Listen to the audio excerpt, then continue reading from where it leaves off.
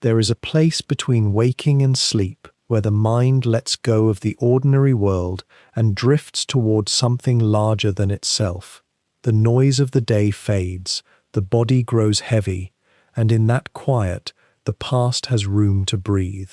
Tonight we go beneath the surface, not as a figure of speech, but literally, down through cold black water, into the cramped steel belly of a submarine, where the air smells of diesel and sweat, and the kind of fear that men learn to manage but never fully master, where orders are whispered, not shouted, where the ocean presses in from every direction, and the only thing standing between life and the deep is the discipline of a crew and the judgment of one man. That man is Reinhard Hardegen. His name may not land immediately for most listeners. He was not a general on horseback, not a politician at a podium, not the kind of figure whose face was plastered on the covers of newspapers sold in London or New York. He worked in darkness, quite literally. He moved beneath the waves, struck without warning, and vanished before the search parties arrived. For a time he was the most dangerous man in the Western Atlantic, a ghost in grey steel, known to the American public only as something out there, something sinking ships in waters they had considered safe. And yet his story is not simply one of destruction. It is a story of a human being caught inside a machine far larger than himself, the vast grinding machinery of the Second World War, trying to survive, to lead, to make decisions under conditions that most of us will never come close to imagining.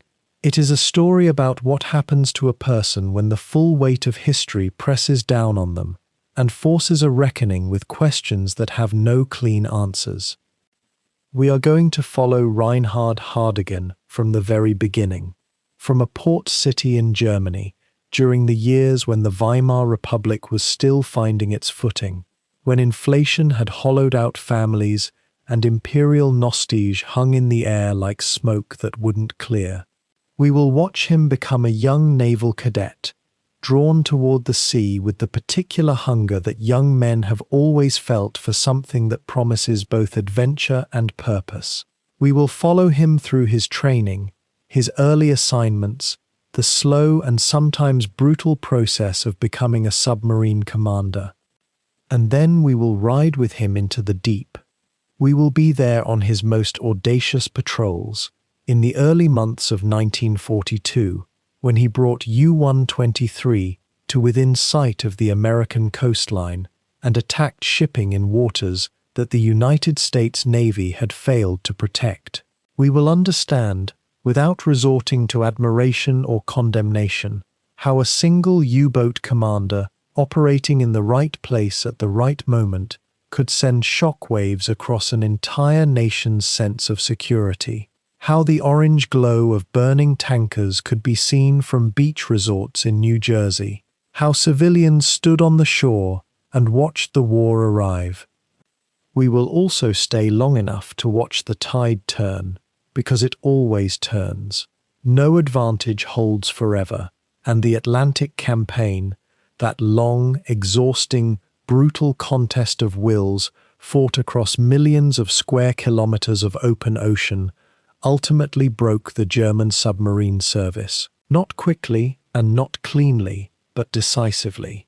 We will follow Hardegen through those later patrols where the mathematics of survival had shifted, where the hunter increasingly found himself hunted, where every dive could be the last.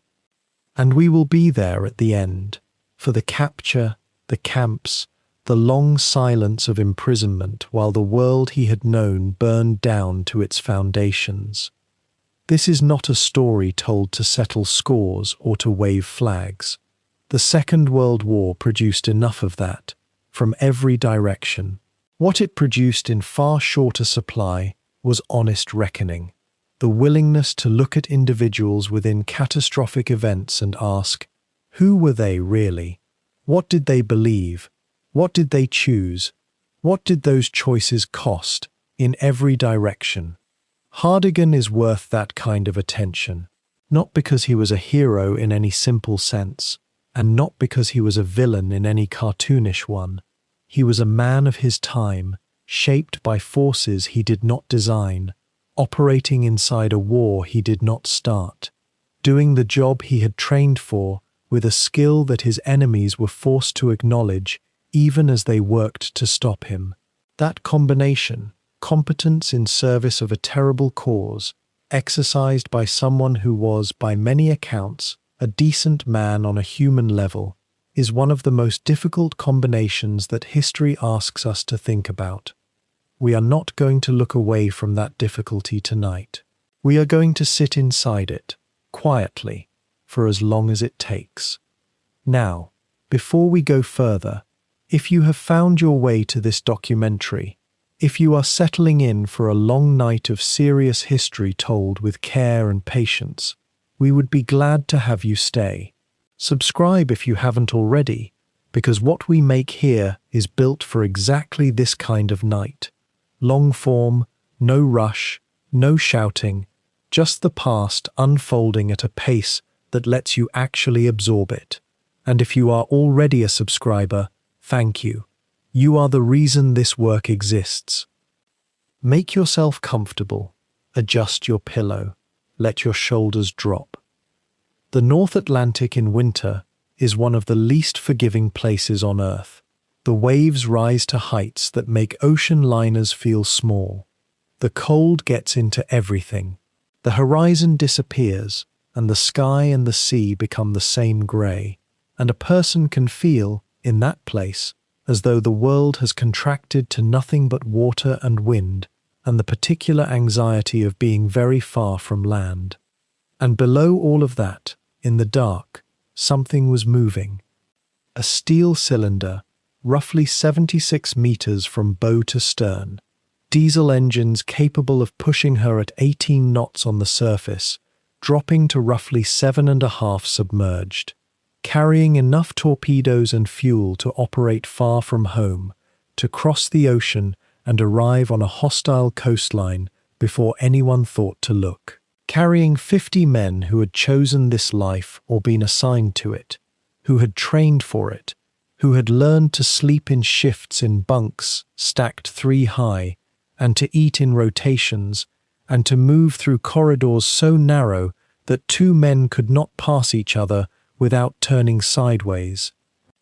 Carrying, at her helm, a 30-year-old Captain Lieutenant with a medical history that should have kept him out of submarines entirely, a lung condition acquired in his youth, the kind of thing that naval boards look at and say no. He had found a way past the board. He had willed himself into the service he wanted. That quality, the refusal to accept the limits others set, would define both his greatest successes and the shape of his eventual undoing. His name was Reinhard Hardegen, and the story we are about to tell begins not in the Atlantic, not in a submarine, not even in a naval academy.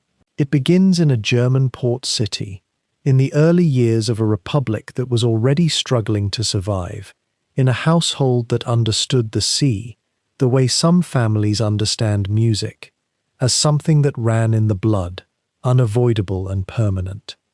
Settle in. The water is deep tonight, and we are going under. There is a city on the river Weser, where the fog comes in slow and low off the water in the early morning hours, settling over the docks and the warehouses and the tall brick facades of merchant houses that have stood since the age of sail. Bremen, a Hanseatic city, old and proud and deeply connected to the sea in a way that goes beyond geography. It runs in the culture, in the food, in the names people give their children, in the stories told at kitchen tables when the wind picks up outside. Ships were not an abstraction in this place.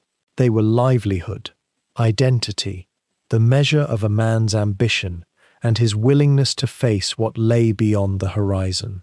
It was into this world that Reinhard Hardegen was born, in the closing years before the great catastrophe of the First World War arrived to rearrange everything. Bremen would leave its mark on him in ways that no naval academy ever could. A quiet, bone-deep orientation toward the water, toward movement, toward the discipline of men who understood that the sea owed nothing to anyone and rewarded only preparation. His family belonged to the educated middle class of Imperial Germany, the kind of household where books were present, where the newspaper was read seriously, where a young boy was expected to develop opinions and defend them. His father held a position of professional standing, and the household projected the ordered confidence of a Germany that believed itself destined for greatness. That confidence did not survive the war. By the time Reinhard was old enough to understand what was happening around him, the empire his parents had grown up in had ceased to exist, replaced by a republic nobody had voted for and few seemed to want. Born in humiliation, sustained by crisis. The Germany of his childhood was not the Germany his parents had described. It was something rawer and more unstable, a nation renegotiating its own identity on a daily basis. The Weimar Republic, for all the artistic brilliance and political experimentation that historians later catalogued within it, was experienced from the inside as something closer to sustained emergency. Inflation had at one point reached a scale so extreme that it passed into legend.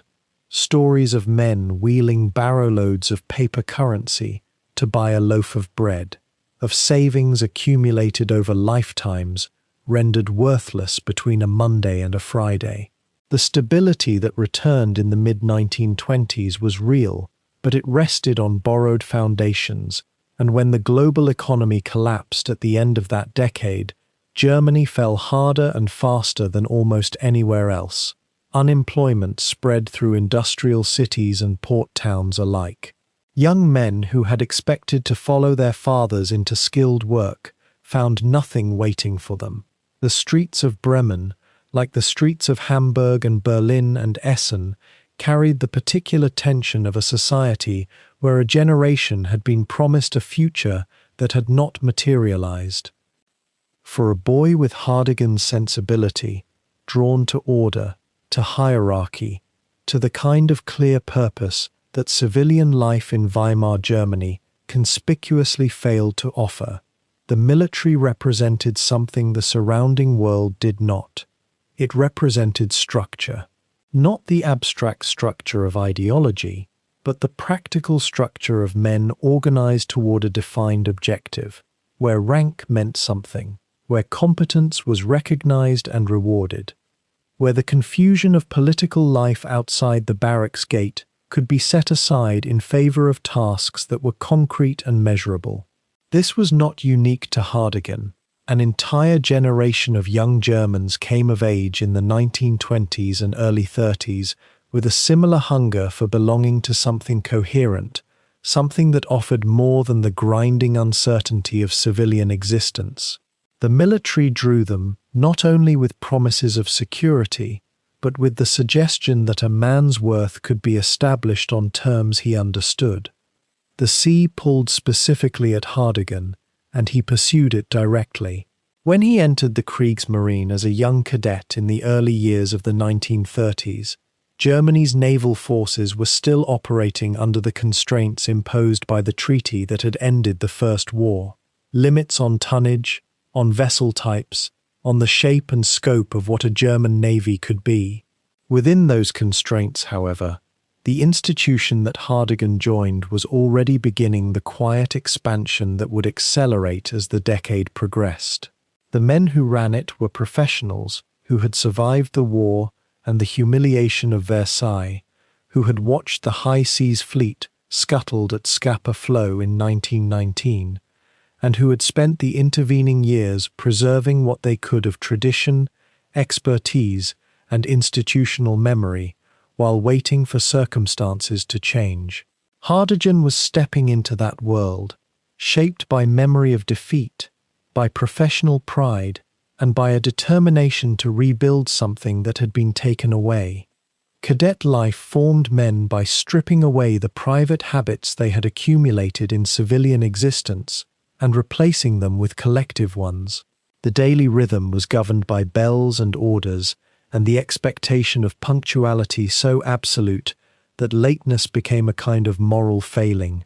Physical training was relentless, not merely to build strength, but to establish the principle that discomfort was manageable, that the body could be overridden by will when circumstances demanded it.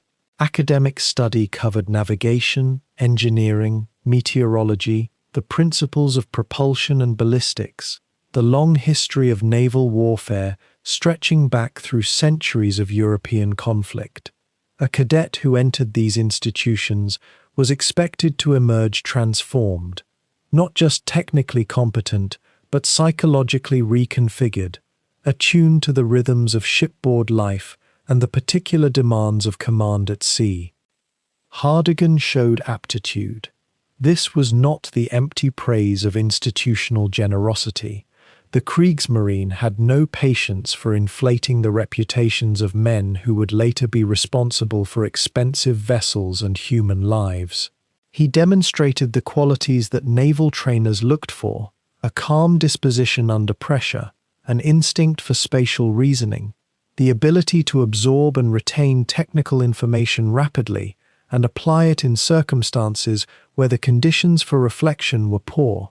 His physical fitness met the demanding standards of the service. More than that, he possessed something harder to quantify: a quality of attention, of genuine engagement with the problems placed before him, that marked him out among his peers as a young officer worth watching. The peacetime navy into which he was inducted was, by later standards, modest in its ambitions and its reach. Patrols were routine and largely ceremonial, designed to maintain readiness and demonstrate national presence rather than to confront any immediate enemy.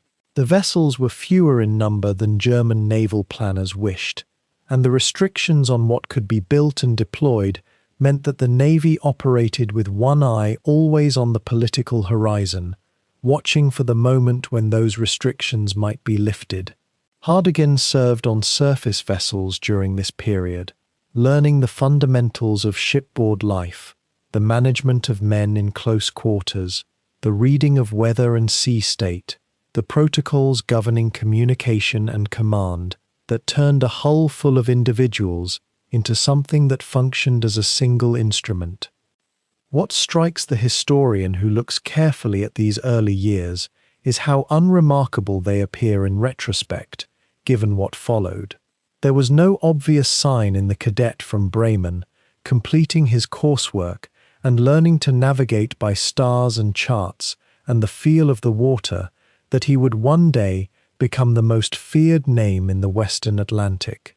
He was capable and serious and professionally promising, but so were many young men entering the service in those years, most of whom would go on to careers of perfect anonymity. The forces that would transform him into something exceptional were not yet in motion. The war that would demand exceptional things had not yet begun. He was, in the early years of his service, simply a young man doing his job well in an institution he had chosen because it offered him what the world outside could not. Bremen watched from a distance. The fog still came in slow off the Weser in the mornings, settling over the docks where merchant ships loaded and unloaded the commerce of a world that had not yet destroyed itself again. A boy who had grown up watching those ships from the embankment had chosen the sea, not the merchant sea of his city's tradition, but the military sea, the sea of grey hulls and watch schedules, and the silent protocols of men prepared for conflict. What exactly he was being prepared for was not yet clear to anyone in those early peacetime years.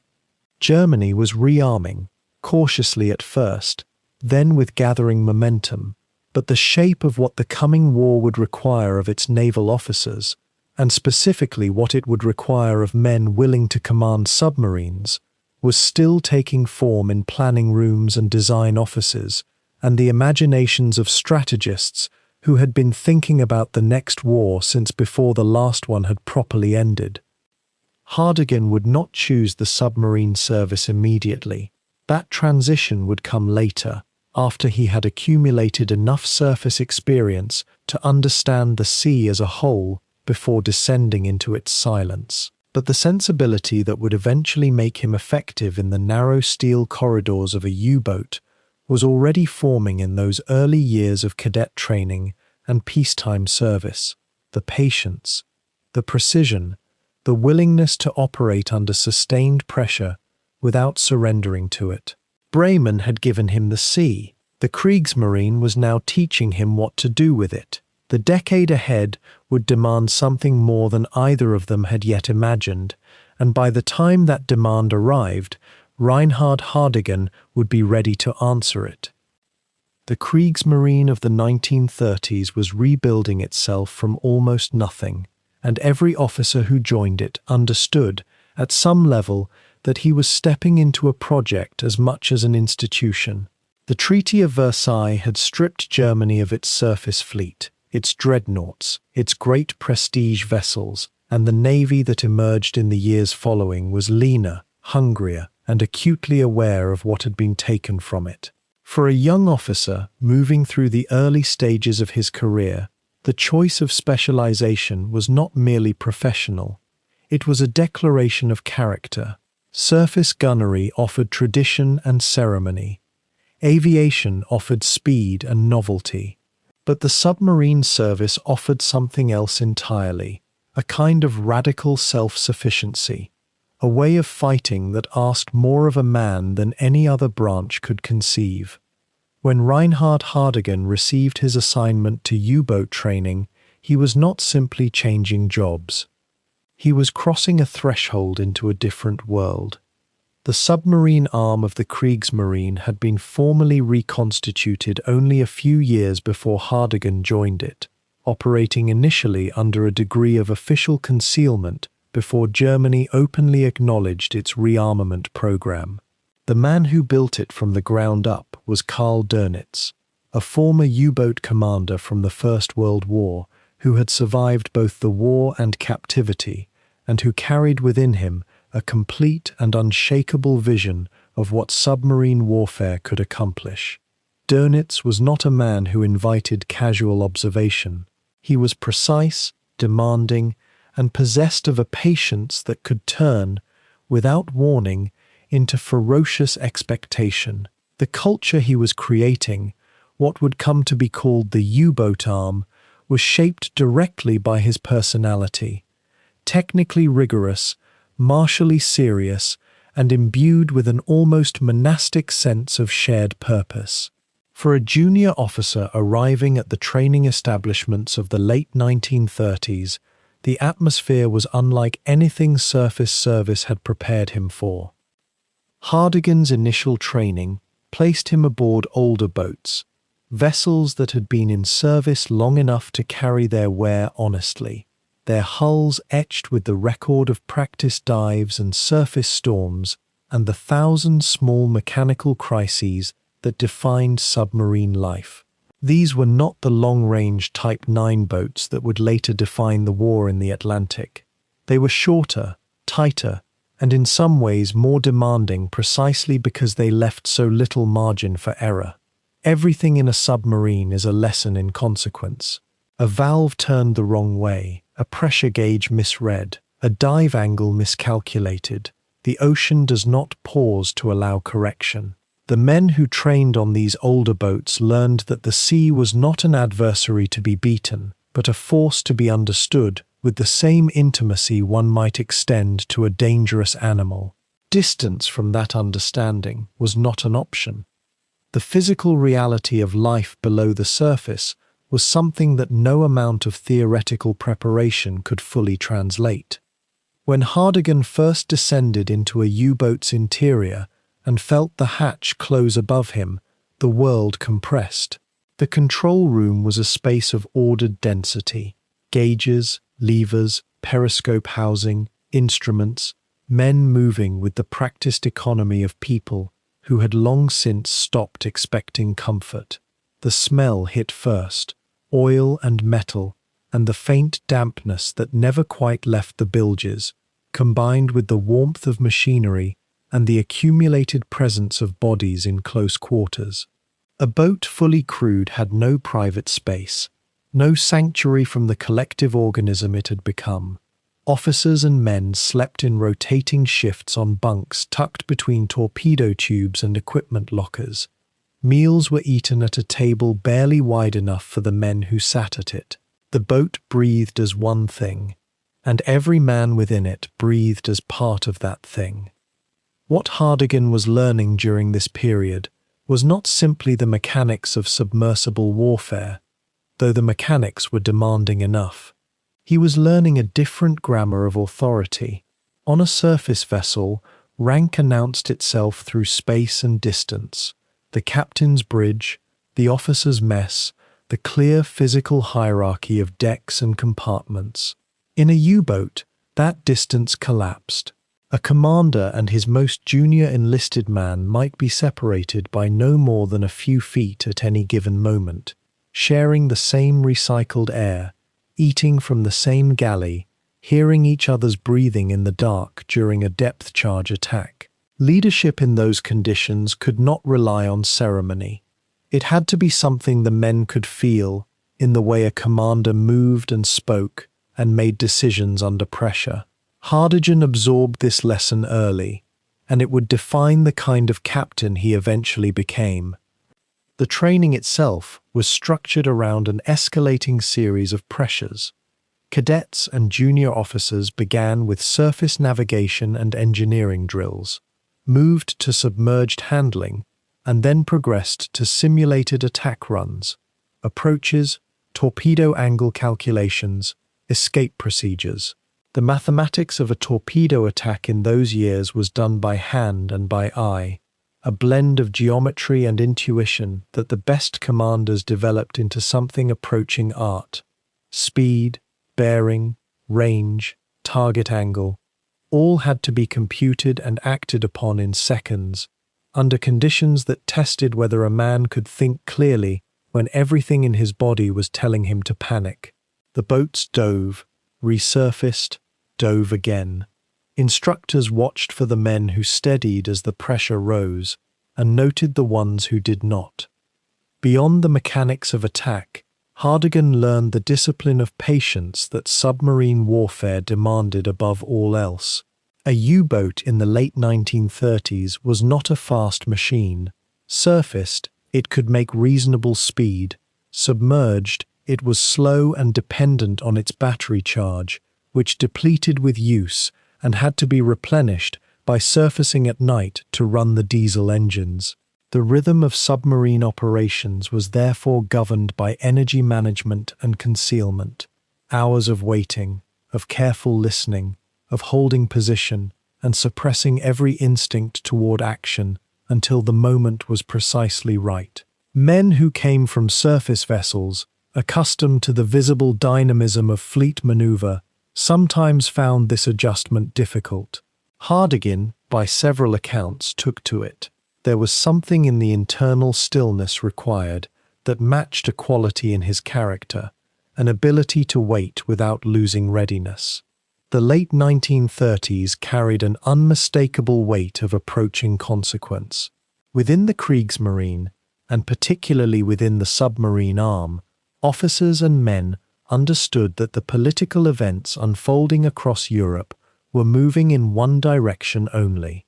Dönitz continued to expand the training program, to press for more boats, to develop the tactical doctrines that would govern operations when war came.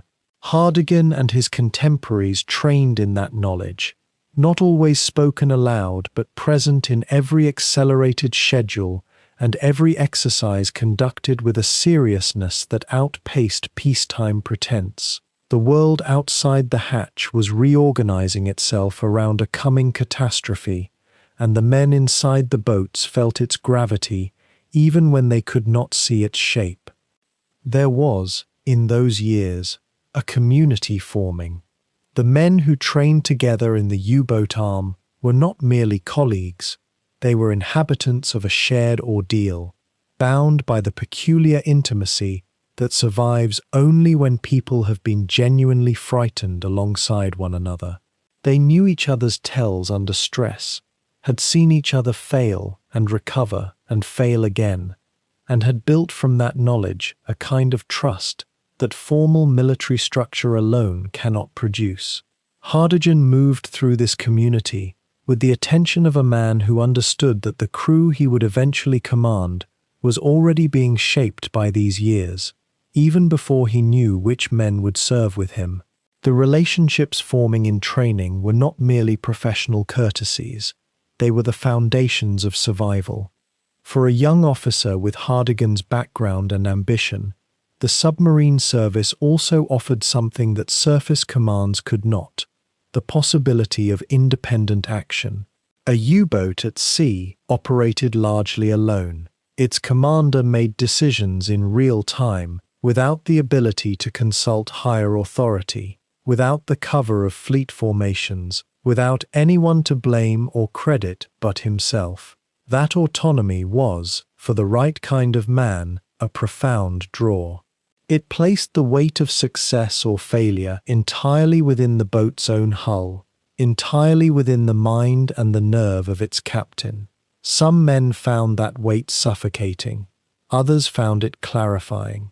From what would follow in the early years of the war, it is evident that Hardegen found it clarifying. By the time war came in September of 1939, Hardegen had accumulated enough experience in the submarine arm to understand, in a way that transcended training, what the coming campaign would require.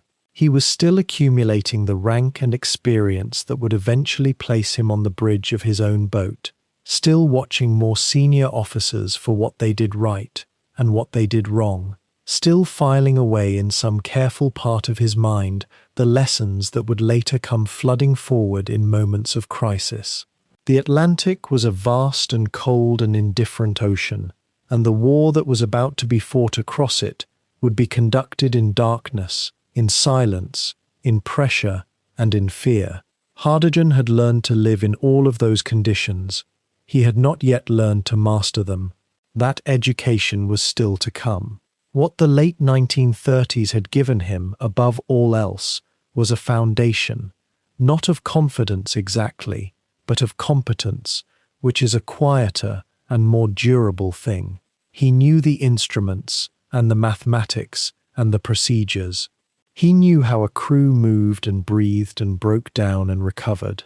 He knew the smell of a boat and the feel of a dive and the strange suspended silence of running at depth with the engines off and the ocean pressing against the hull from every direction. None of it was glory. All of it was preparation. Somewhere ahead of him, beyond the training flotillas and the practice runs and the peacetime patrols, the war was already writing the chapters that he would be asked to inhabit. There is a particular kind of silence that settles over a submarine pen, not the silence of emptiness, but the silence of mass and purpose, of steel and intention held perfectly still. The U-boat pens along the French Atlantic coast were enormous concrete structures, brutal in their geometry, designed not for beauty, but for survival. Inside those shadowed berths, boats rested between patrols like coiled things, crews moving over their hulls with tools and provisions, officers studying charts under pale electric light. It was into one of these places, a world of diesel fumes and damp air, and the low-frequency hum of naval machinery, that Reinhard Hardegen walked as a newly appointed commander. The boat assigned to him was U-123. He was in his late 20s. The weight of command, entirely real, settled across his shoulders from the first moment he stepped aboard. U-123 was a Type ICSI U-boat, and the distinction mattered. The Type 9 series had been designed for range, true ocean-going submarines, built to carry the war far beyond the shallow waters of the English Channel and the North Sea, far across the Atlantic to hunting grounds that the smaller Type 7 boats could barely reach. The Type 1XC variant was longer than many of its counterparts, stretching to roughly 76 meters from bow to stern. It displaced more than 1,200 tons when surfaced, and considerably more when submerged, the pressure hull swollen with fuel, torpedoes, provisions, and men. It carried a battery of torpedoes fore and aft, and a deck gun capable of finishing off smaller vessels or conserving torpedoes when a target was already crippled and dead in the water. The boat could remain at sea for weeks, in ideal conditions, for months, covering thousands of nautical miles on a single resupply, a capability that would define everything Hardegen was about to do with it. The crew numbered somewhere in the range of 48 to 52 men, depending on the configuration of a given patrol. They were packed into a vessel that offered almost no private space, no comfort beyond what necessity permitted, no quiet, except the faint and unreliable quiet of deep water. Officers shared compact curtained berths. Ratings slept in hammocks strung between torpedo storage racks, close enough to smell the lubricant on the weapons beside them. The galley was barely a galley at all, more a tight corridor with a cooking apparatus, where meals were produced by skill and improvisation rather than equipment. Every man aboard knew every other man's habits, his breathing patterns in sleep, his mood after a long watch, the particular way he held himself when he was afraid. There was nowhere to hide from one another, and so they chose, collectively, not to hide. They built something else instead. They built a kind of seamless functioning, not friendship exactly, but something more durable, something tested and retested every time the sea turned against them. Hardegen studied his officers with care in those early days. A commander's relationship with his officers determined everything below the surface. The watch officers, the chief engineer, the man responsible for the boat's mechanical survival, the torpedo officer, the navigator, these were not simply functionaries. They were the points at which command authority connected with physical reality, the men through whom Hardegen's decisions would be executed in seconds, when seconds were all there were. He had come through enough of the Kriegsmarine's training structures to understand the theory of that relationship. What he was learning now was its practice, in the particular and unglamorous detail that no academy lecture ever quite captured. A good crew does not simply follow orders.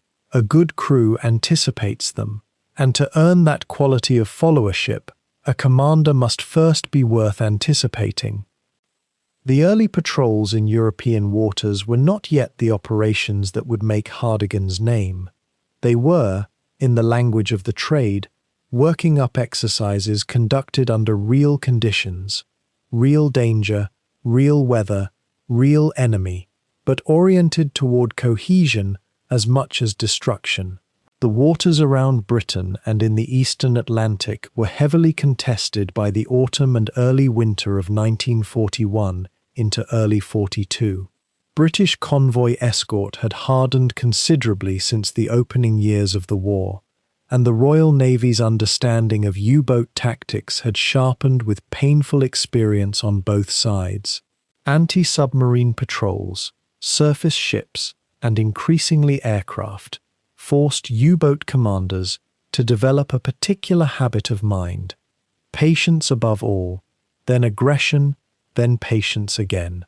Rush the approach, and you give away your position. Hold too long, and the opportunity dissolves. Hardegen learned this rhythm partly through instruction and partly through the instinctive process of being tested and surviving. What distinguished him in these early cruises was not recklessness, that is too simple an explanation, and wrong. What distinguished him was a willingness to push closer to a target than most commanders chose to go. The natural instinct below the surface of contested water is toward caution, because caution prolongs life. Hardegen understood caution, but he understood something else as well, that distance is not always safety. At range, a torpedo shot is a gamble. Up close, under the right conditions, it approaches certainty. He was willing to accept the additional exposure that came with a shorter firing solution, and he was willing to trust his crew to perform at speed and under pressure when the moment arrived. That willingness, backed by real competence, not bluster, is what his officers began to notice. It is what his crew began, quietly and without ceremony, to respect. During these patrol cycles, the mechanics of submarine life became second nature in a way that formal training never quite achieves. The dive, the controlled crash dive when a threat appeared suddenly on the surface, went from a procedure measured in seconds to something almost reflexive, almost biological. The crew knew their stations without needing to think about them. The plainsman knew the boat's trim without looking at a gauge. The sound operator, headphones pressed against his ears in the forward section, could distinguish between propeller types at distances that would seem impossible from the surface. The culture of a U-boat crew at its best is a culture of mastered instinct, and U-123 under Hardegen was becoming exactly that. A boat whose reflexes belonged to the whole organism of the crew, not just the individual parts.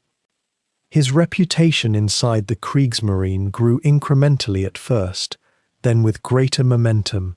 The tonnage figures that commanders reported on returning from patrol were the currency of reputation in the submarine service, and Hardegen was beginning to accumulate that currency in ways that attracted notice from above. Senior officers assessed him in the particular bureaucratic language of military advancement: capable, aggressive, reliable, effective. But behind those words lay something the language struggled to quite contain: a recognition that this man was operating at a different level of intent than the average commander. He was not simply conducting patrols, he was hunting, and he was learning, patrol by patrol, exactly how to hunt better.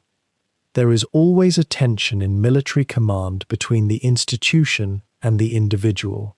The institution wants conformity, predictability, the reliable application of doctrine. The individual, when the individual is genuinely skilled, always pushes against doctrine at its edges, finding the places where the map does not match the territory and improvising accordingly. Hardegen was, from early in his tenure commanding U-123, that kind of individual. He understood the doctrine. He had learned it thoroughly, but he filed it as a starting point rather than a ceiling, and his early patrols established a pattern of tactical improvisation that would reach its fullest expression when he was finally launched. No, when he was finally pointed westward, toward the coast of the United States. The boat itself, meanwhile, was developing its own personality in the way that ships always do. U-123 had particular tendencies, a certain behavior at depth, a particular note in its diesel engines under full load, responses to sea state and temperature gradients that the crew catalogued through experience, the way farmers read weather.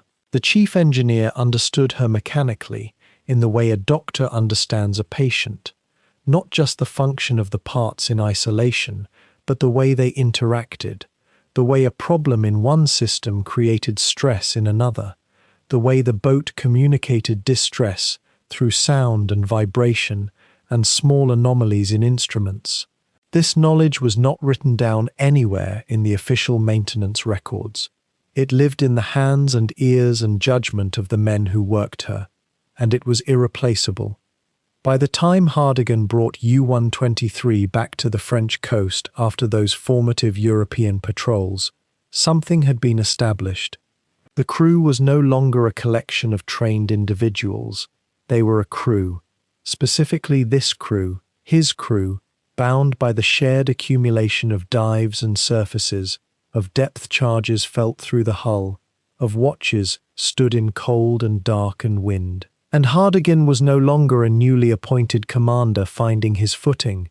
He was beginning to be something more precise than that, a commander in full possession of his boat, his men, and his intentions. The orders that would eventually redirect him toward the American eastern seaboard were still some weeks away, but the instrument that would be aimed at those waters was already forged, already sharpened. U-123 was ready, and behind the calm expression that command requires, so was he. The Atlantic in early 1942 was, by any honest measure, a hunter's paradise. American entry into the war had been sudden, traumatic, and, for the United States Navy, deeply humbling. The shock of Pearl Harbor had consumed the attention of an entire nation, and while eyes turned westward toward the Pacific, the eastern seaboard remained almost entirely unguarded.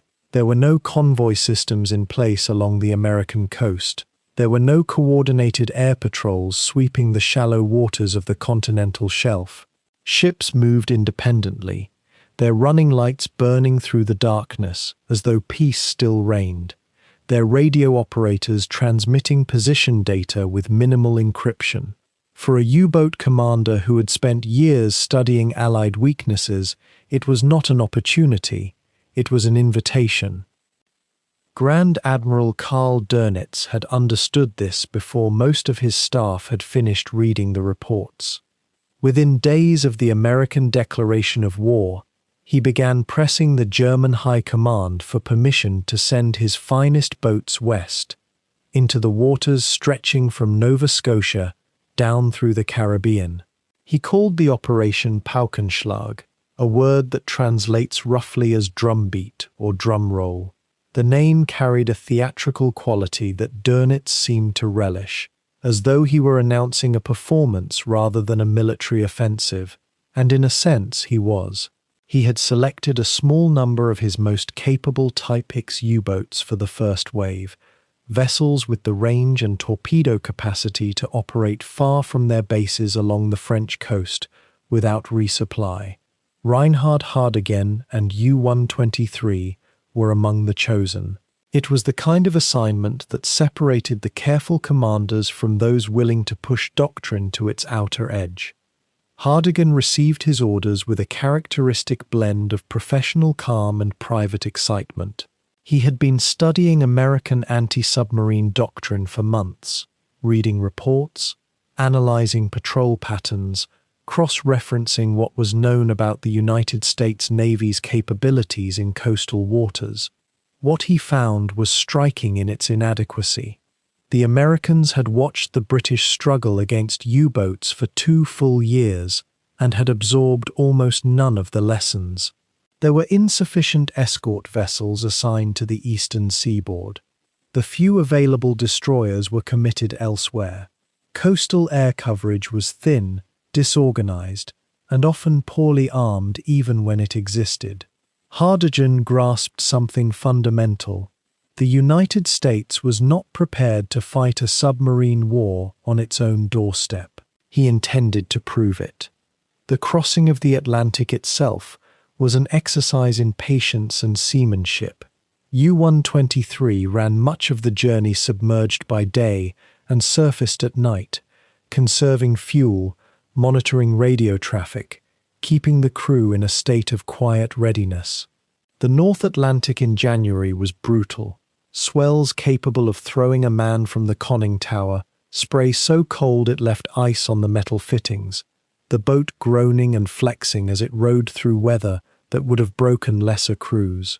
Hardegen kept his men focused through routine, through expectation, through the particular gravity of a captain who made his crew feel that their destination was worth the discomfort of getting there. By the time the American coast began to appear on their navigation charts, morale was high. They were ready for what was coming. What was coming was unlike anything the crew of U-123 had encountered in European waters. When Hardegen brought the boat up to periscope depth in the approaches to the American coast, what he saw through that lens stopped him. Ships were moving along established shipping lanes with their navigation lights fully illuminated. The shoreline itself was lit. Hotels, coastal towns, industrial facilities blazing with electricity against the January darkness. The glow from the American shore actually backlit merchant vessels from behind, silhouetting them perfectly against the horizon for any submarine crew with a working periscope. It was, by any tactical reading, an extraordinary gift. Peacetime habits had not yet been extinguished. The war had not yet made itself felt here in any material sense. That was about to change. Hardegen made a decision that, even among the Paukenschlag commanders, stood apart. Where standard U-boat doctrine called for attacks in deeper offshore waters, safer distances from coastal defenses, easier escape routes, he chose to push into the shallower waters much closer to the American coastline. It was a calculated risk that flew in the face of established caution. The shallow coastal shelf reduced his maneuverability and made emergency dives more difficult. If an aircraft appeared or a patrol vessel closed the range, options for evasion narrowed dramatically. But Hardegen had done the arithmetic. The patrol coverage was weak enough, the shipping traffic dense enough, and the rewards significant enough that the risk fell within what he was willing to accept. He pressed on. The first engagements came in the waters off the northeastern American coast, and the effect was electric. Merchant vessels were struck before their crews had any reliable understanding of what was happening, or from where.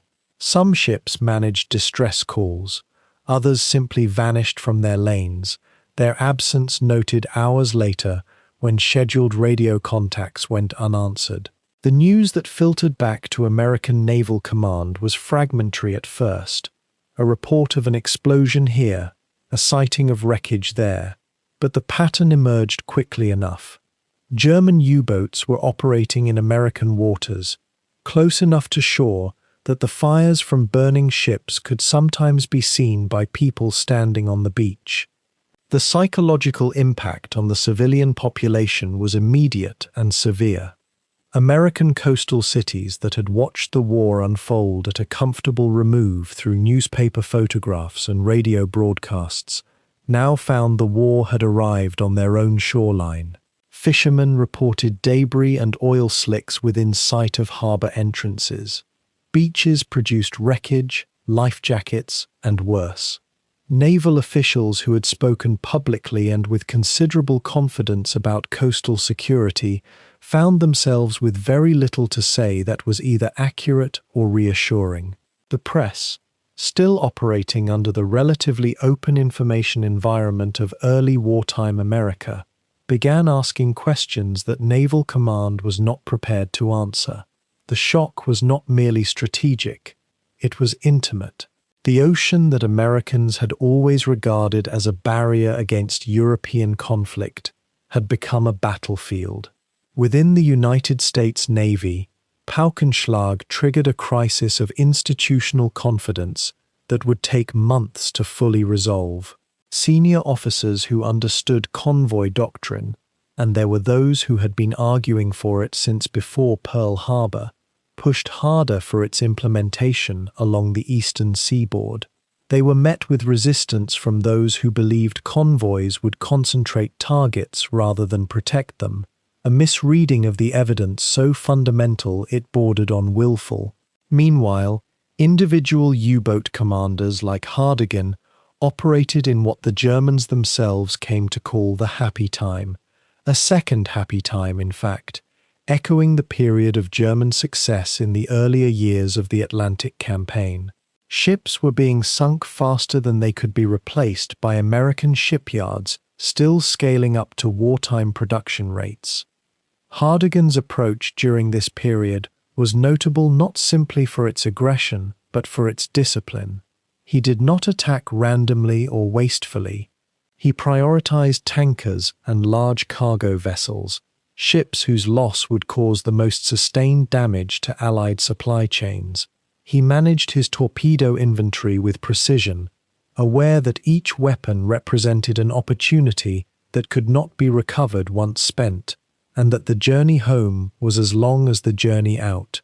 He was operating in a context where failure to return with results would be professionally damaging, and failure to return at all was an ever-present possibility. The balance between audacity and restraint was something he maintained with a steadiness that impressed his crew and, eventually, Allied naval intelligence analysts who would study his patrol logs long after the war.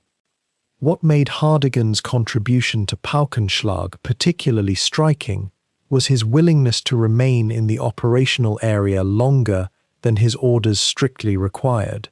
When another commander might have begun the long transit back to France, Hardegen found reasons to continue. There were targets remaining. His fuel calculations still permitted it. His crew was functioning well. The decision to extend the patrol was not recklessness. It was a commander reading a situation and recognizing that the window would not remain open indefinitely. He was correct on that point. As the weeks passed and the scale of the losses became undeniable, American naval authorities began an emergency restructuring of coastal defense. The blackout orders that should have been issued weeks earlier were finally enforced. Patrol coverage expanded. The hunting would not remain this easy for much longer. The shockwaves from those first weeks of Paukenschlag rippled far beyond naval operations. At a political level, the attacks forced a reckoning with American preparedness that the Pearl Harbor inquiry had not yet fully delivered. At a human level, the merchant sailors who survived attacks in those waters carried the experience for the rest of their lives. Men pulled from burning oil slicks, men adrift for days before rescue, men who had believed the American coast meant safety and discovered it meant exposure. Hardegen himself, bringing U-123 back toward France with a patrol log that represented one of the most concentrated records of destruction in the Atlantic campaign to that point, could not have fully understood the breadth of what had been set in motion. He had done his duty as he understood it, in the waters of a nation that had not yet learned how to fight back. That lesson, for both sides, was still being written. Off the coast of New Jersey, in the first weeks of 1942, the sea glowed, not with moonlight, not with stars, with fire. The surface of the Atlantic burned in long orange ribbons where oil had spilled from ruptured hulls, and in that terrible illumination, Reinhard Hardegen's crew could see the outlines of the American shoreline as clearly as any coastal fisherman at dawn. They were not supposed to be here. No German submarine had ever operated so close to the eastern seaboard of the United States with such freedom of movement, such impunity, such silence from the skies above and the depths below. And yet here they were, and the sea was burning, and the night belonged entirely to them. To understand what Hardegen was doing in those waters, you have to understand what oil meant to the Allied war machine in 1942. Britain had been at war for more than 2 years by the time Hardegen took U-123 into American territorial waters, and her industry, her navy, her air force, and her army ran entirely on petroleum. Every Spitfire that climbed to meet a German bomber over the Channel needed aviation fuel refined somewhere, loaded somewhere, and shipped across the Atlantic in the hold of a tanker. Every destroyer that sailed out of Liverpool to escort a convoy needed fuel oil. Every tank that crawled across the North African desert toward Rommel's lines needed diesel. The tankers supplying that demand were the arteries of the Allied effort, and Hardegen had arrived with a knife. He had identified this vulnerability with a clarity that frustrated his own commanders back in France. The U-boat campaign had, for much of 1941, focused on convoy interception in the mid-Atlantic, the long grinding battles of wolf packs against escorted groups of merchant ships. But escort groups had teeth. Convoy protection had improved. The mid-Atlantic was becoming, by degrees, a more dangerous operating environment for any single submarine. Here, off the American coast, there were no wolf packs required. There were no convoys to locate. The tankers moved independently, on predictable routes, silhouetted against the lights of cities that had not yet learned the meaning of blackout. The hunting, as Hardegen understood it, had never been so uncomplicated. The Nornis was among the first to fall. She was a Norwegian tanker, large and laden, moving northward through the night with her cargo of crude oil when Hardegen's crew found her.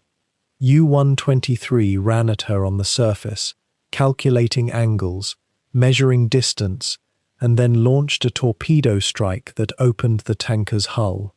The Nornes did not sink immediately. Oil tankers rarely do. Instead, she began the long, terrible process of breaking apart, her crew abandoning her into waters already beginning to cloud with petroleum. She burned through the night and into the following day, visible from the coast, visible from the air, visible to anyone who cared to look. And yet no coordinated military response came to hunt the submarine that had done this. Hardegen noted the absence and moved on. Within days, a second tanker followed, then a third. The pattern was becoming a method, and the method was becoming devastatingly efficient. Hardegen would identify a target, plot a careful approach that minimized noise and radar exposure, fire from a range that maximized the probability of a hit, and then withdraw at speed to reload, or simply to put distance between himself and any response that might materialize. He rarely lingered. He understood that the longer a submarine remained in one area after an attack, the more likely it became that a surface vessel or aircraft would arrive overhead. Move, strike, move again. It was predatory logic reduced to its absolute essentials. The strategic implications of what Hardegen was achieving in those weeks stretched far beyond the visible column of smoke on the horizon. Every barrel of oil that went to the bottom with a stricken tanker was a barrel that could not be refined in Britain, could not be loaded into a truck or a fighter or a warship, could not contribute to the war effort that Britain was conducting on multiple fronts simultaneously. The United States was only weeks into the war at this point, still mobilizing, still organizing, still arguing about convoy protocols and anti-submarine doctrine in the administrative buildings of Washington. Their naval resources on the eastern seaboard were stretched and confused and insufficiently prepared for what was arriving in their coastal waters. Into that gap, Hardegen moved freely. There was something almost methodical about the way he kept his logs during this period. Officers who later studied the records noted the consistency, approach bearings, torpedo settings, estimated tonnage of the target, observed results. Hardegen was not simply a hunter running on instinct, though his instincts were clearly exceptional. He was a professional, maintaining the documentation of a naval officer conducting a campaign within the framework of a war, recording data that would be analyzed later by the men in Lorient who were trying to understand whether the American coastal offensive was worth the resources being devoted to it. The answer, in those early weeks, was unmistakably yes. Word spread along the American coastline faster than any official announcement. Sailors in Atlantic ports, who had heard rumors of a German submarine operating freely off New Jersey, began refusing to crew tankers departing on the coastal routes. Insurance rates for vessels operating between Gulf Coast refineries and northeastern ports climbed to figures that made the economics of the trade almost untenable. Port officials in several coastal cities received reports of survivors pulled from burning water, men describing the silence before the torpedo hit, the sudden violence of the explosion, the disorienting horror of finding themselves in a sea covered with the same crude oil their ship had been carrying. These were not abstract casualties. These were faces, names, and voices that the war had suddenly brought within sight of the American shore. Hardegen was not unaware of the human weight of what he was doing. The survivors he observed in lifeboats as U-123 passed nearby were men doing their work, sailing a trade route they had sailed dozens of times before. There is no evidence that he took pleasure in their suffering specifically, but he was a naval officer in a war, and he was prosecuting that war with everything his training and his vessel gave him. The tankers were legitimate military targets under the laws and conventions of naval warfare as they existed at the time. He was doing what he had been sent to do, and he was doing it extraordinarily well. That those two facts could coexist with quiet horror was simply the condition of being alive and conscious during the middle of a global war. The growing tally of ships confirmed lost began to circulate in classified summaries prepared for senior Allied naval planners. The numbers from those early weeks of 1942 were enough to alarm men who had spent years building an understanding of what sustainable shipping losses meant for Britain's continued ability to fight. There was a calculus to these things, cold and precise. If tanker losses exceeded the capacity of Allied shipyards to replace them faster than German submarines could sink them, then the arithmetic of the war itself began to shift. The builders in American yards were working furiously, but they could not work faster than Hardegen could find and attack a target in undefended coastal waters. The race was not yet close. The problem was real. It was not merely one boat, of course. Other commanders were operating along the eastern seaboard under the same broad directive that had sent Hardegen there. But Hardegen's results stood out, even among the officers conducting the same campaign. His confirmed sinkings accumulated at a rate that his peers struggled to match, and the tonnage figures attached to his name in the Kriegsmarine's operational records climbed with each passing week. Part of this was skill. Part of it was the particular aggression with which he pressed his attacks close, running at night on the surface where his boat was faster, choosing angles that gave his torpedoes the best possible geometry, timing his withdrawals with enough confidence to avoid the reactive patrols that eventually began to appear. Part of it was simply the relentlessness of a man who understood that the window of opportunity in these waters would not remain open forever. And he was right. The window was already, in ways he could not yet fully measure from the conning tower of U-123, beginning to close. The American Navy was learning, urgently and painfully and at considerable cost, what it needed to do. New patrol arrangements were being debated. Aircraft coverage of coastal shipping lanes was being extended. The great industrial capacity of the United States, which would eventually flood the Atlantic with escort vessels and long-range maritime patrol aircraft, was only beginning to stir. For now, in those first weeks of 1942, the coast of New Jersey was still alight with the orange reflection of burning tankers, and Reinhard Hardegen was still out there in the darkness, calculating his next approach, moving quietly through a sea that had not yet learned how to stop him. The eastern seaboard of the United States in early 1942 was not dark. That was the problem. That was the vulnerability no military planner had yet moved quickly enough to correct. The cities along the American coastline, New York, Atlantic City, Miami, still blazed with their peacetime glow, their neon signs and hotel promenades throwing light across the water in long, shimmering columns.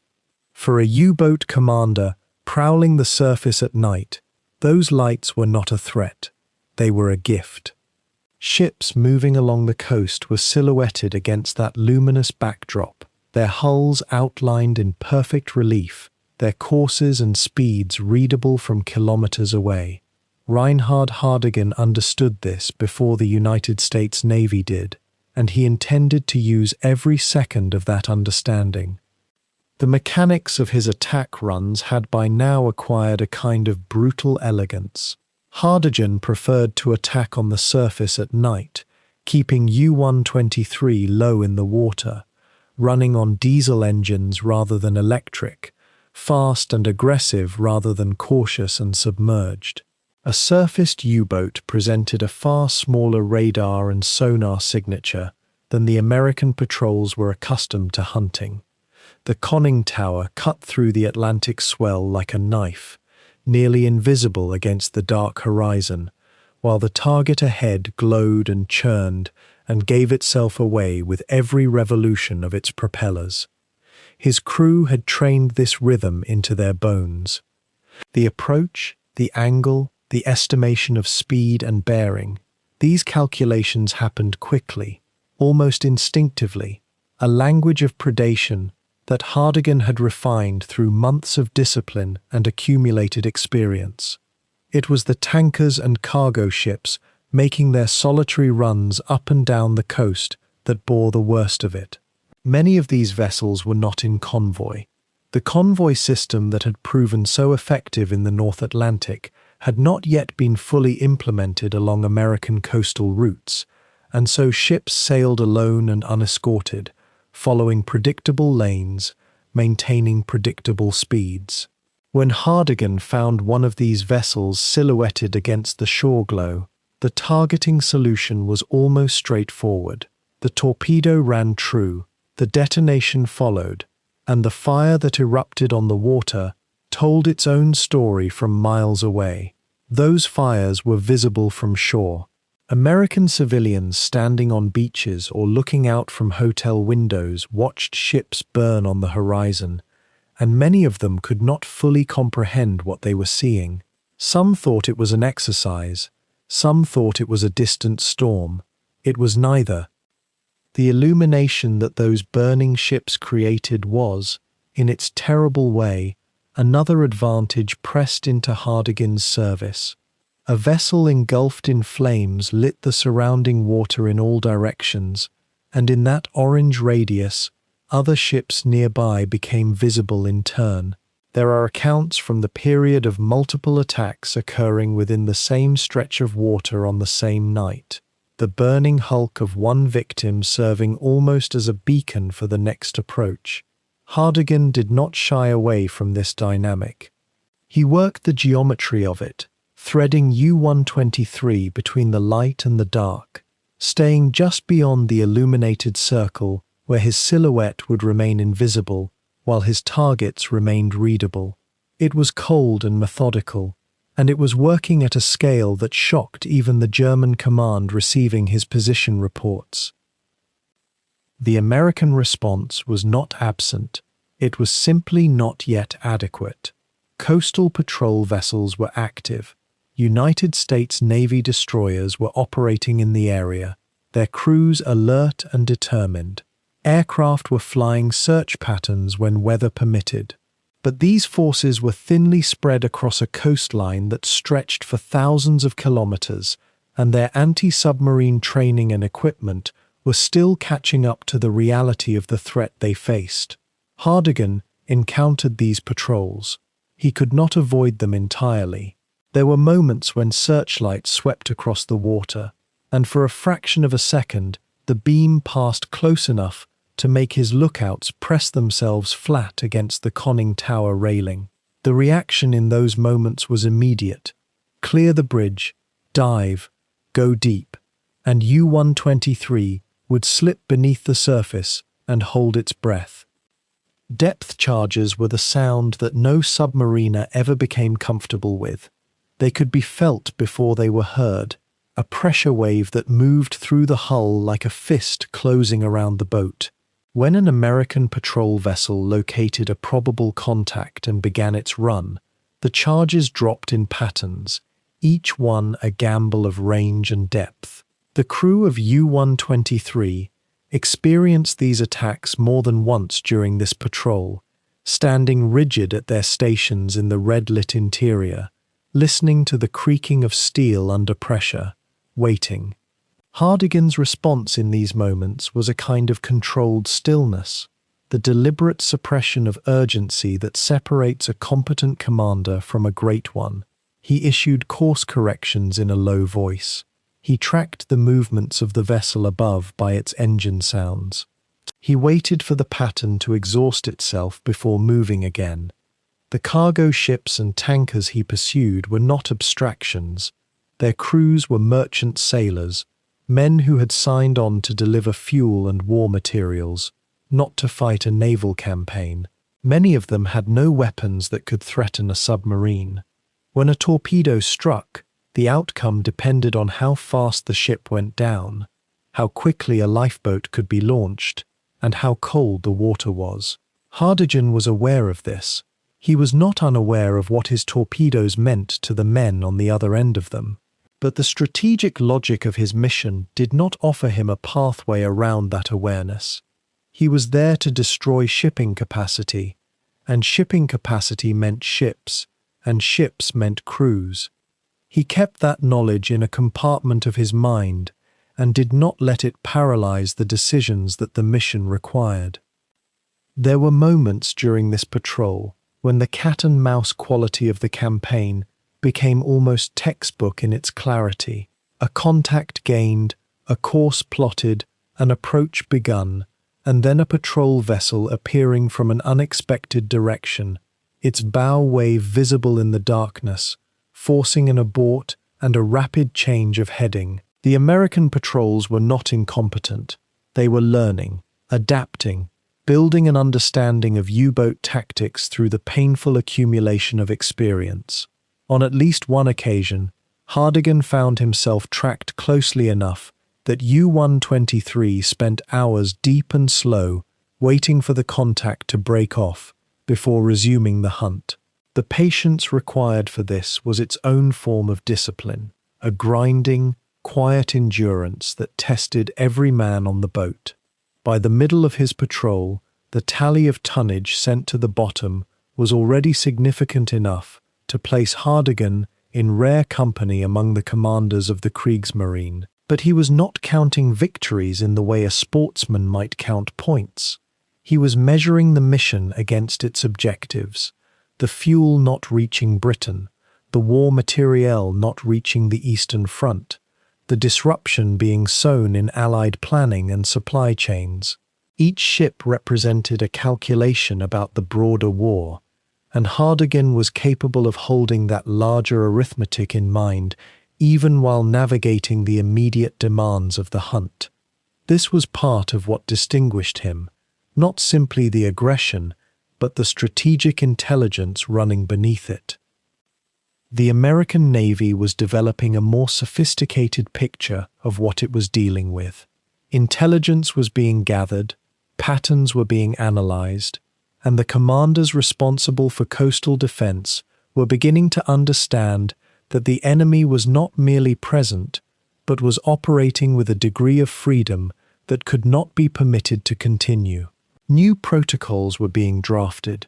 Coastal blackout orders were under discussion, though they would take time to implement fully. Escort arrangements were being redesigned. Aircraft patrol coverage was expanding. None of this was visible to Hardegen directly, but he could feel the tightening of attention in the frequency of patrol contacts, the increasing alertness of surface vessels, the way the hunting ground that had been almost open in the first days of the patrol now required more care, more patience, more discipline to navigate. The searchlights were the most visceral expression of that tightening.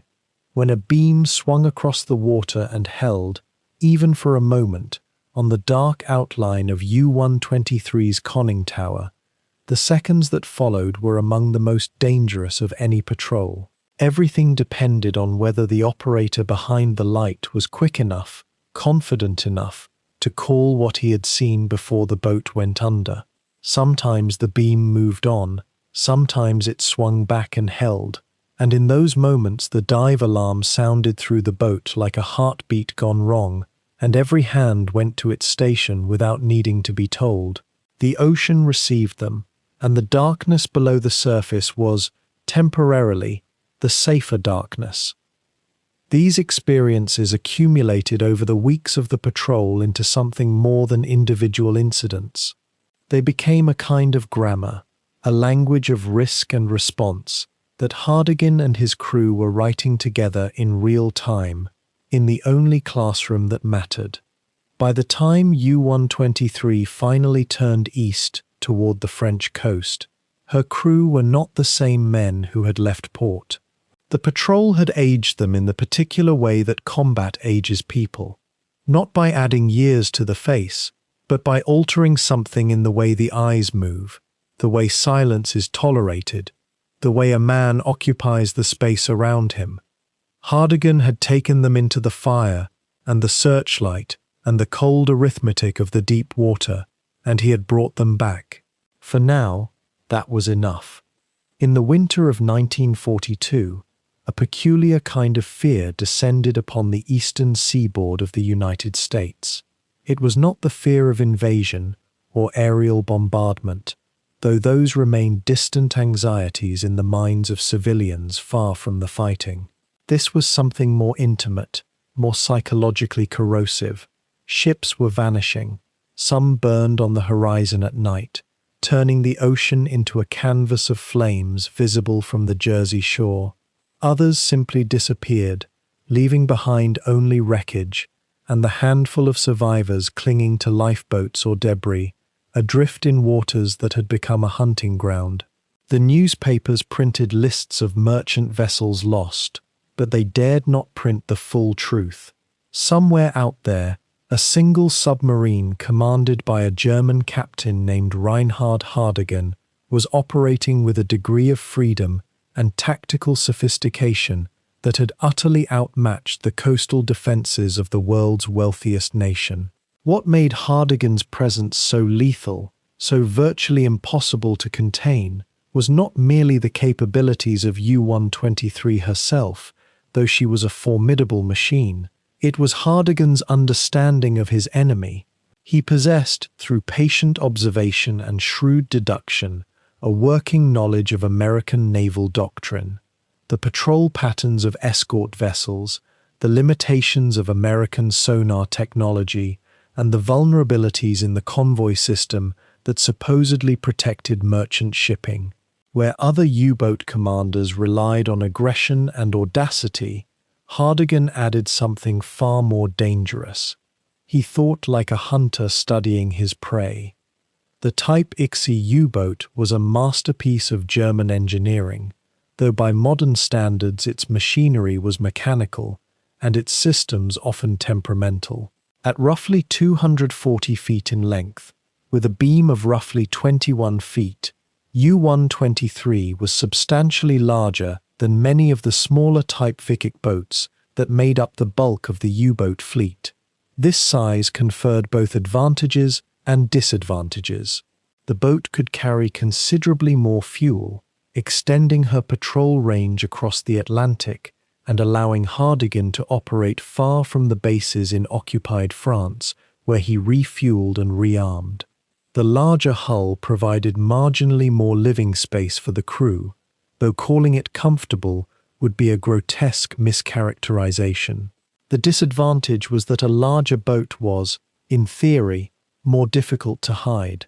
Yet Hardegen's mastery lay in understanding that hiding a submarine in the three-dimensional space of the ocean was not primarily a matter of size or speed. It was a matter of knowing where to look for you and ensuring you were never where they thought you might be. The American destroyers and corvettes patrolling the Atlantic coast followed patterns. They had designated sweep areas, scheduled routes, and established rest periods. Hardegen studied these patterns with the methodical patience of a chess master. His wireless operators intercepted American radio traffic, and though the messages themselves were encrypted, the frequency and timing of transmissions revealed the presence and movement of escort vessels. By carefully analyzing these signals, Hardegen and his navigator could construct a mental map of the maritime battlefield. Where are the hunters? How are they distributed? When do they refuel or return to port? In what directions do they typically patrol? These were the questions Hardegen posed constantly, and the answers he derived from this silent intelligence gathering allowed him to operate in the gaps between the net. The crew of U-123 numbered roughly 45 to 50 men, packed into a steel cylinder with a hull thickness of roughly 25 to 30 millimeters. These were not men drafted against their will or chosen randomly. The Kriegsmarine submariners were, by necessity, an elite. A single mistake by a young sailor could kill every person aboard. U-boat training was rigorous, often harsh, and demanded absolute adherence to protocol and discipline. Hardegen had inherited an experienced boat when he took command, and he further refined and trained this crew through relentless repetition and unflinching standards. Every man aboard understood his role with mechanical precision. The chief engineer could coax maximum performance from the diesel engines while on the surface, then transition seamlessly to electric propulsion when submerged. The torpedomen maintained the firing mechanisms with obsessive care. The helmsman held the boat on course with a precision measured in single degrees. The sonar operator, or hydrophone listener, as the Germans called him, could distinguish between the sound of a distant destroyer's propellers and the engine noise of a merchant vessel through the acoustic properties alone. Hardegen's officers, his Oberleutnant zur See, and his senior enlisted men understood not only the mechanics of submarine warfare, but the psychology of command in spaces where panic could transform a metal tube into a tomb within seconds. This crew discipline was not a product of Nazi ideology or political fervor. It was the product of survival. Men who had been through multiple patrols together knew that their lives depended on each other's competence and composure. Hardegen fostered this, not through speeches or propaganda, but through example, and through the brutal, inarguable logic that only discipline kept them alive. Hardegen's tactical approach to hunting merchant shipping represented a departure from standard U-boat doctrine that emerged in the early months of the Atlantic War. The official strategy emphasized attacking convoys, groups of defended merchant vessels sailing under naval escort. Convoys were ostensibly protected, and attacking them carried significant risk. Yet convoys also moved together, offering the possibility of multiple kills in a single engagement. Hardegen, however, often chose to operate independently of the broader U-boat campaign, selecting individual merchant vessels traveling alone or in small groups. This approach seemed to violate conventional wisdom. Why risk your boat on a single ship when you could attack a convoy and potentially sink 5 or 6 targets in one operation? But Hardegen possessed a strategic insight that his superiors would eventually recognize and honor. A single merchant vessel, undefended or lightly defended, could be sunk with near certainty and with minimal risk to the U-boat. More importantly, the psychological impact on shipping and crew morale was disproportionate. Every ship that vanished created a wave of fear. Every few days, another vessel would be reported lost off the New Jersey coast or New York approaches. Insurance rates spiraled upward. Crews began refusing to sign aboard ships bound for the Atlantic. The entire American merchant marine, upon which the sustenance of British industry depended, began to fracture under the weight of uncertainty. One submarine, properly commanded, operating with intimate knowledge of enemy patterns and capabilities, could accomplish what a dozen conventional U-boats could not: the systematic erosion of the enemy's will and capacity to maintain logistics.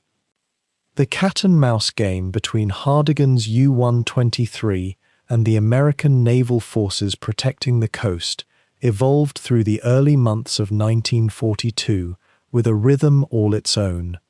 American destroyer commanders, eager to prove their worth and to silence the public clamor for protection, began conducting increasingly aggressive patrols. Hardegen, in response, perfected the art of the shallow dive.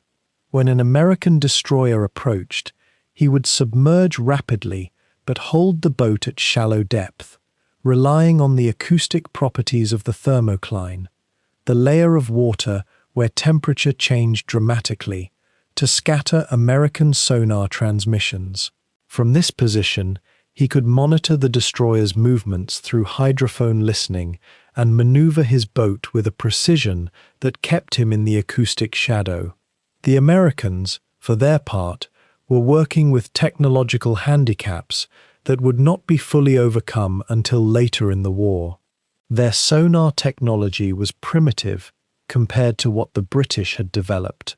Their anti-submarine tactics were still in their infancy, taught by officers who had little practical experience with submarine warfare, and their intelligence gathering, while improving, could not keep pace with Hardegen's cunning. On several occasions, American destroyers came close enough that Hardegen could hear their hull groaning and their machinery rumbling through the steel of U-123. He would order the boat to ultra-quiet running, a state in which all unnecessary machinery was shut down and the crew moved in deliberate silence. Under these conditions, U-123 became something less than a vessel and something more than a ghost, a presence detected only by the faintest tremors in the water, if detected at all. More than once, American depth charges exploded nearby, close enough to rattle the boat and to test the nerve of every man inside, but never close enough to cause significant damage. The myth of American invincibility, which had begun to crack in the weeks following Pearl Harbor, now seemed to be disintegrating entirely along the Atlantic coast. The psychological toll on merchant crews was perhaps the most insidious effect of Hardegen's success. These were not soldiers trained to accept danger as part of their contract with the military. They were merchant mariners, often older men with wives and children, who had signed on for a paycheck and who now found themselves assigned to routes that had become shooting galleries. The knowledge that a German submarine was prowling these waters, sinking ships almost with impunity, transformed every voyage into an act of faith. Some crews remained professional, maintaining their posts and executing their duties with stoicism. Others panicked.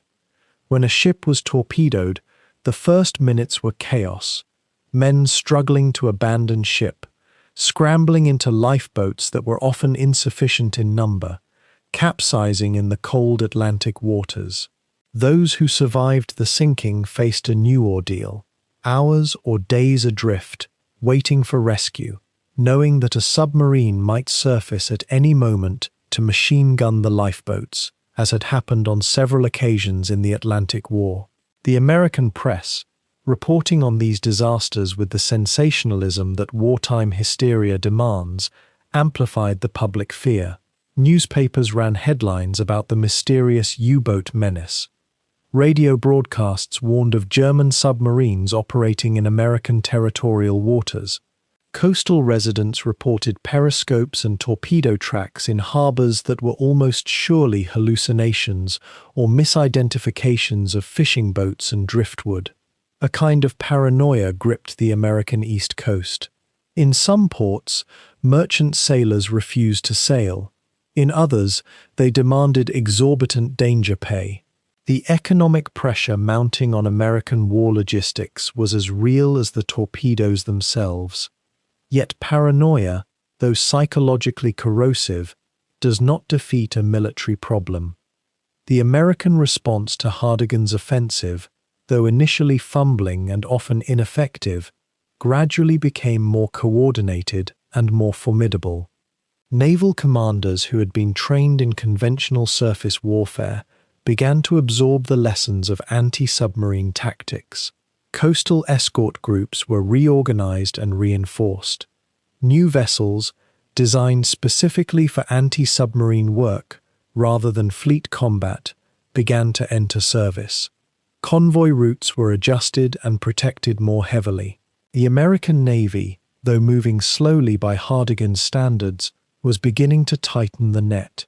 Hardegen, for all his skill and tactical brilliance, could not forever evade the mathematical inevitability of an industrially superior enemy devoting increasing resources to his destruction. What he could do, in the window of time remaining to him, was inflict maximum damage while the opportunity existed. The waters off the American coast, which in early 1942 had seemed like an open hunting ground, began to feel increasingly congested with threats. American aircraft, initially scarce in the coastal waters, became more numerous. Escort vessels, once few and far between, began to appear with increasing frequency. Hardegen, with the pragmatism of a commander who understood war as a mathematical problem, began to adjust his own tactics accordingly. He ranged further from the coast, seeking targets in the central Atlantic where American protection was less intense. He modified his attack patterns, relying less on the bold surface assault in darkness and more on the patient submerged approach. He conserved his torpedoes, understanding that replacing them required a journey back to France, and that each patrol needed to account for the fuel expended in transit. Hardegen's knowledge of the American Navy extended beyond mere pattern recognition. Through interrogation reports that reached the U-Boat Command, through the testimony of prisoners taken from merchant vessels and the occasional captured American officer, through radio intelligence and the systematic analysis of American radio procedures, Hardegen and the German naval staff had constructed a surprisingly detailed picture of American capabilities and limitations. The Americans, Hardegen understood, were brave and determined, but they lacked experience in submarine warfare. Many American officers had never served in combat of any kind before this war. Their tactics, when applied, were often textbook responses that followed predictable patterns.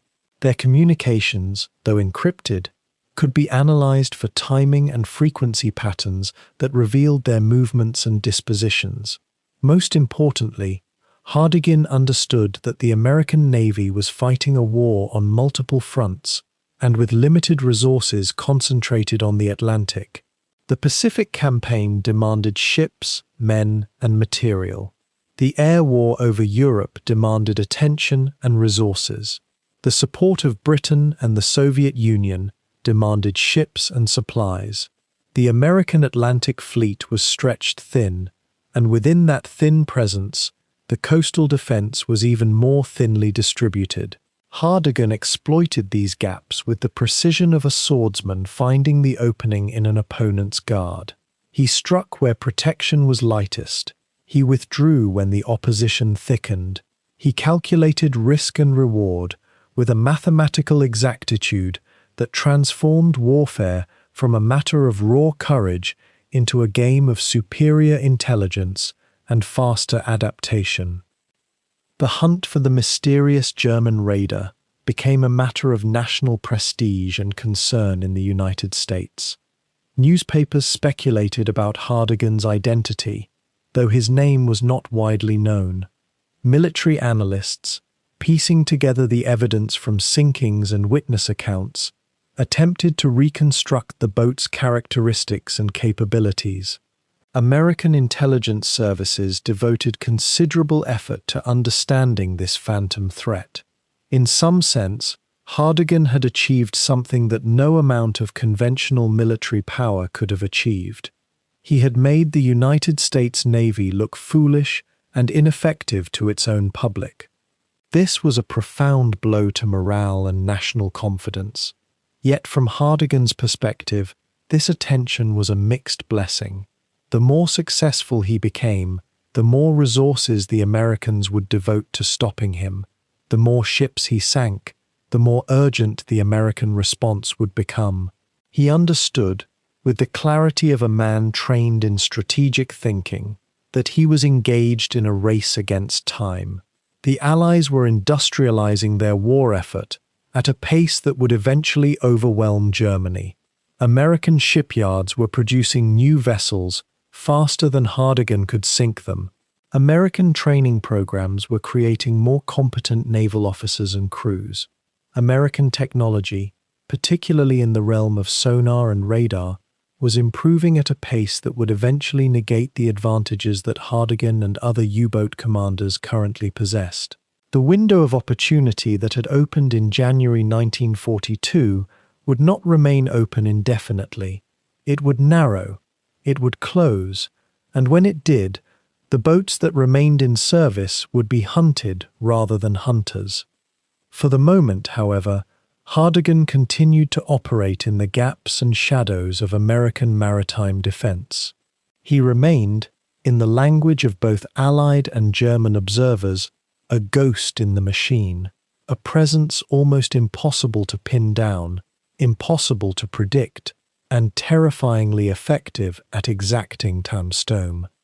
In the spring of 1942, as U-123 turned its bow toward the French coast and the relative safety of Saint-Nazaire, Reinhard Hardegen carried with him something far more valuable than fuel or ammunition, a record of destruction that would reshape his standing in the Kriegsmarine and cement his name in the pantheon of the war's most formidable naval commanders. The patrol that had begun weeks earlier with cautious optimism had transformed into something unprecedented in the Atlantic campaign. A sustained offensive against American shipping conducted almost with impunity in waters the Allies believed they controlled. His crew, exhausted yet electrified by what they had accomplished, understood they were returning not as ordinary submariners, but as architects of a campaign that had sent shockwaves across an entire nation. The tonnage sunk, the panic ignited, the strategic blow delivered to Allied logistics. All of it crystallized into a single, undeniable fact. Kapitän-Leutnant Reinhard Hardegen had become dangerous, in a way that transcended mere tactical proficiency. He had become a symbol. The reception that awaited U-123 at Saint-Nazaire was unlike anything the crew had experienced before.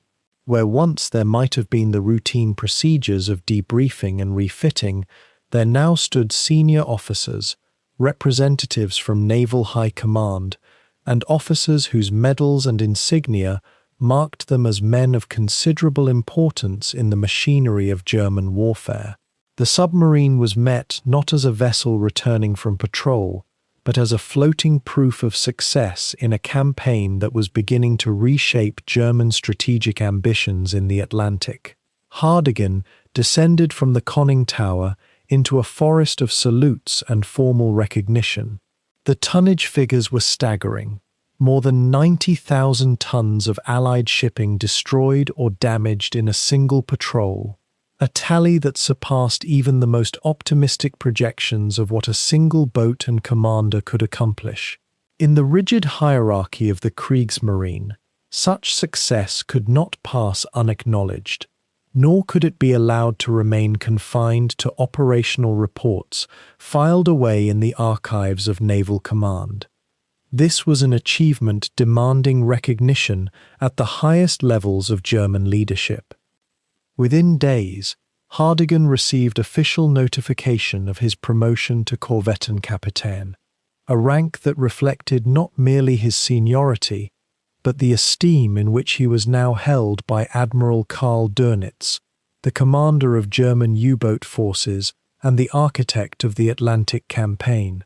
Dönitz, a man who had himself commanded submarines in the First World War, and understood intimately the demands and dangers of such service, recognized in Hardegen's record something that validated his entire strategic vision for the war at sea. The U-boat arm, in Dönitz's conception, was not merely a tactical weapon, but the instrument through which Germany could strangle British supply lines and prevent American industrial might from reaching European battlefields.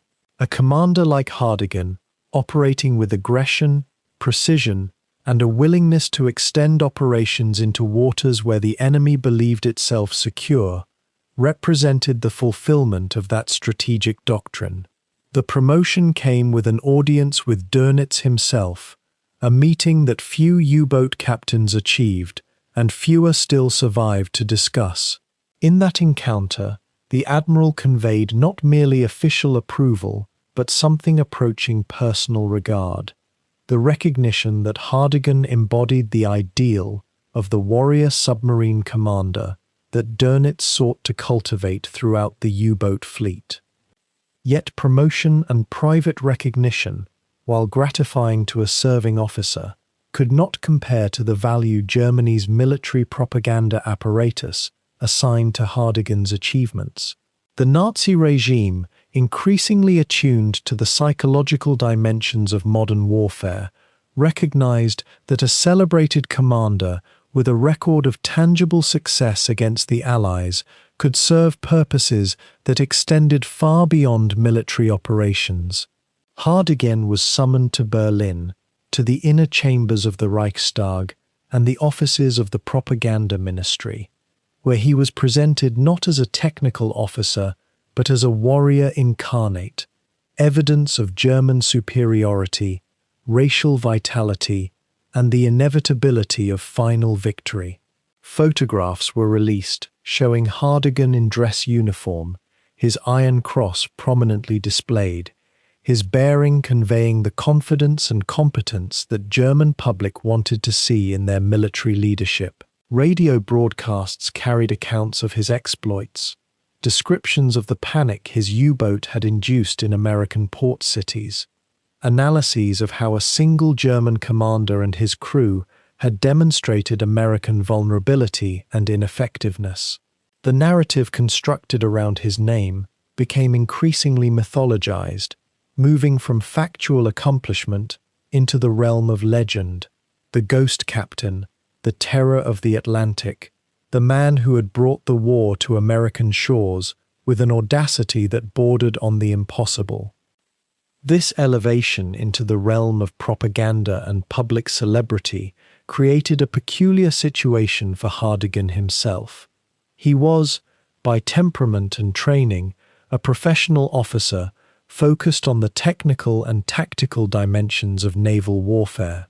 His success had derived from study, discipline, and an almost obsessive attention to the details of submarine operation and convoy interception. Yet the machinery of the Nazi state was transforming him into something else entirely, an icon, a symbol of German prowess that could be deployed in speeches, in newspapers, in radio broadcasts designed to bolster public morale at home, while simultaneously striking fear into the hearts of the Allies. The psychological impact was complex. On one level, the recognition was gratifying, a validation of his abilities and his dedication to his duty. On another level, it imposed expectations and pressures that transcended the operational environment in which he had learned to excel. He was no longer simply a U-boat commander, responsible for the welfare of his crew and the success of his patrol. He had become a representative of the regime itself, his every action reflecting upon the broader claims Germany was making about its military superiority and its inevitable triumph. The relationship between military success and propaganda was never entirely comfortable within the German armed forces, but by 1942, the distinction between the two had become increasingly blurred. Dönitz himself struggled with the way that the success of certain commanders was being weaponized by the propaganda ministry, sensing correctly that the inflation of individual achievements created unrealistic expectations about what U-boats could ultimately accomplish. Yet resistance to this process was difficult.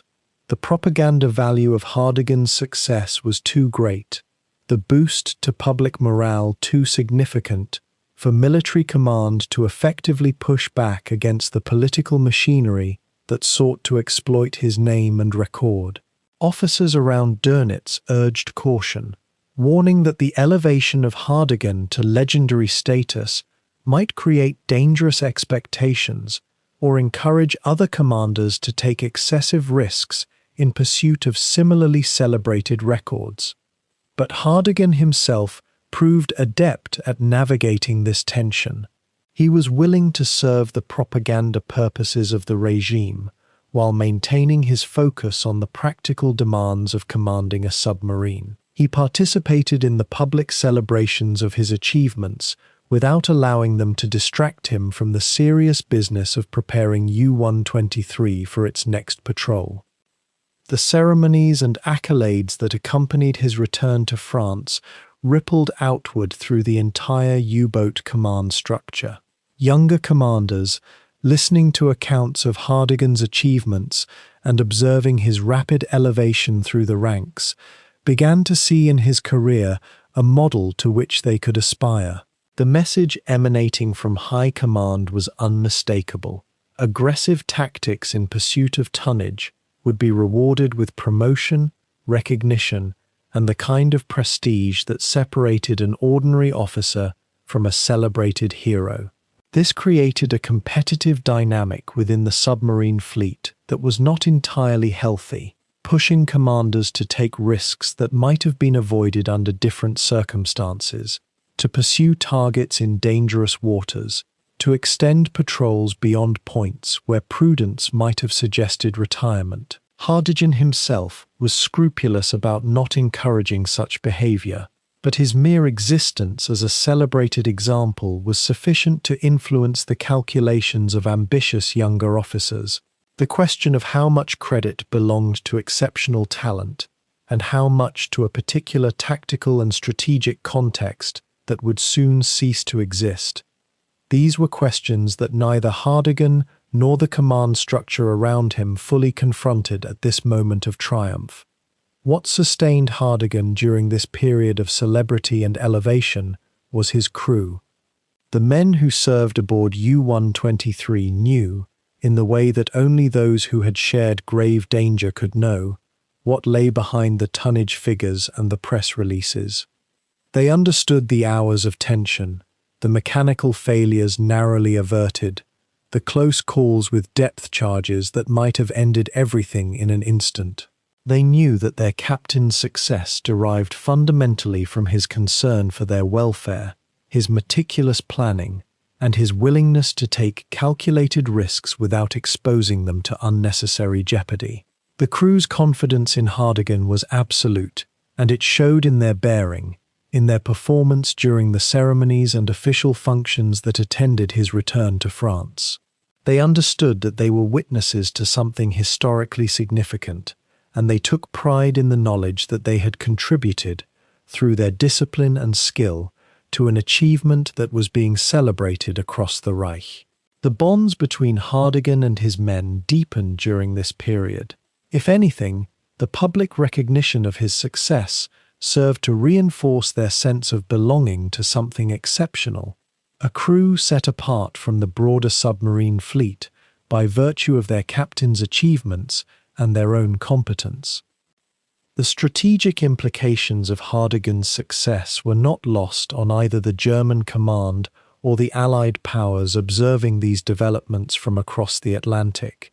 In the United States, the panic that his operations had induced in coastal cities had given way to a more focused determination to counter the German submarine threat. Resources that might have been directed elsewhere were now being allocated to anti-submarine operations, to coastal defense, to the expansion of convoy systems and the training of escort crews. American shipbuilding was accelerated. New destroyer escorts were being constructed and commissioned at a pace that would have seemed impossible just months before, and the entire apparatus of American naval power was being reorganized around the necessity of defending shipping lanes in the Atlantic. In this way, Hardegen's success, despite its impressive tactical dimensions, was also beginning to provoke a response from American industry and American strategic planning that would, over time, make the very operations that had brought him to prominence increasingly difficult and dangerous. The window of opportunity that had allowed Operation Paukenschlag to succeed with such devastating effectiveness was already beginning to close. though few in the German command structure fully grasped the implications of what they were seeing.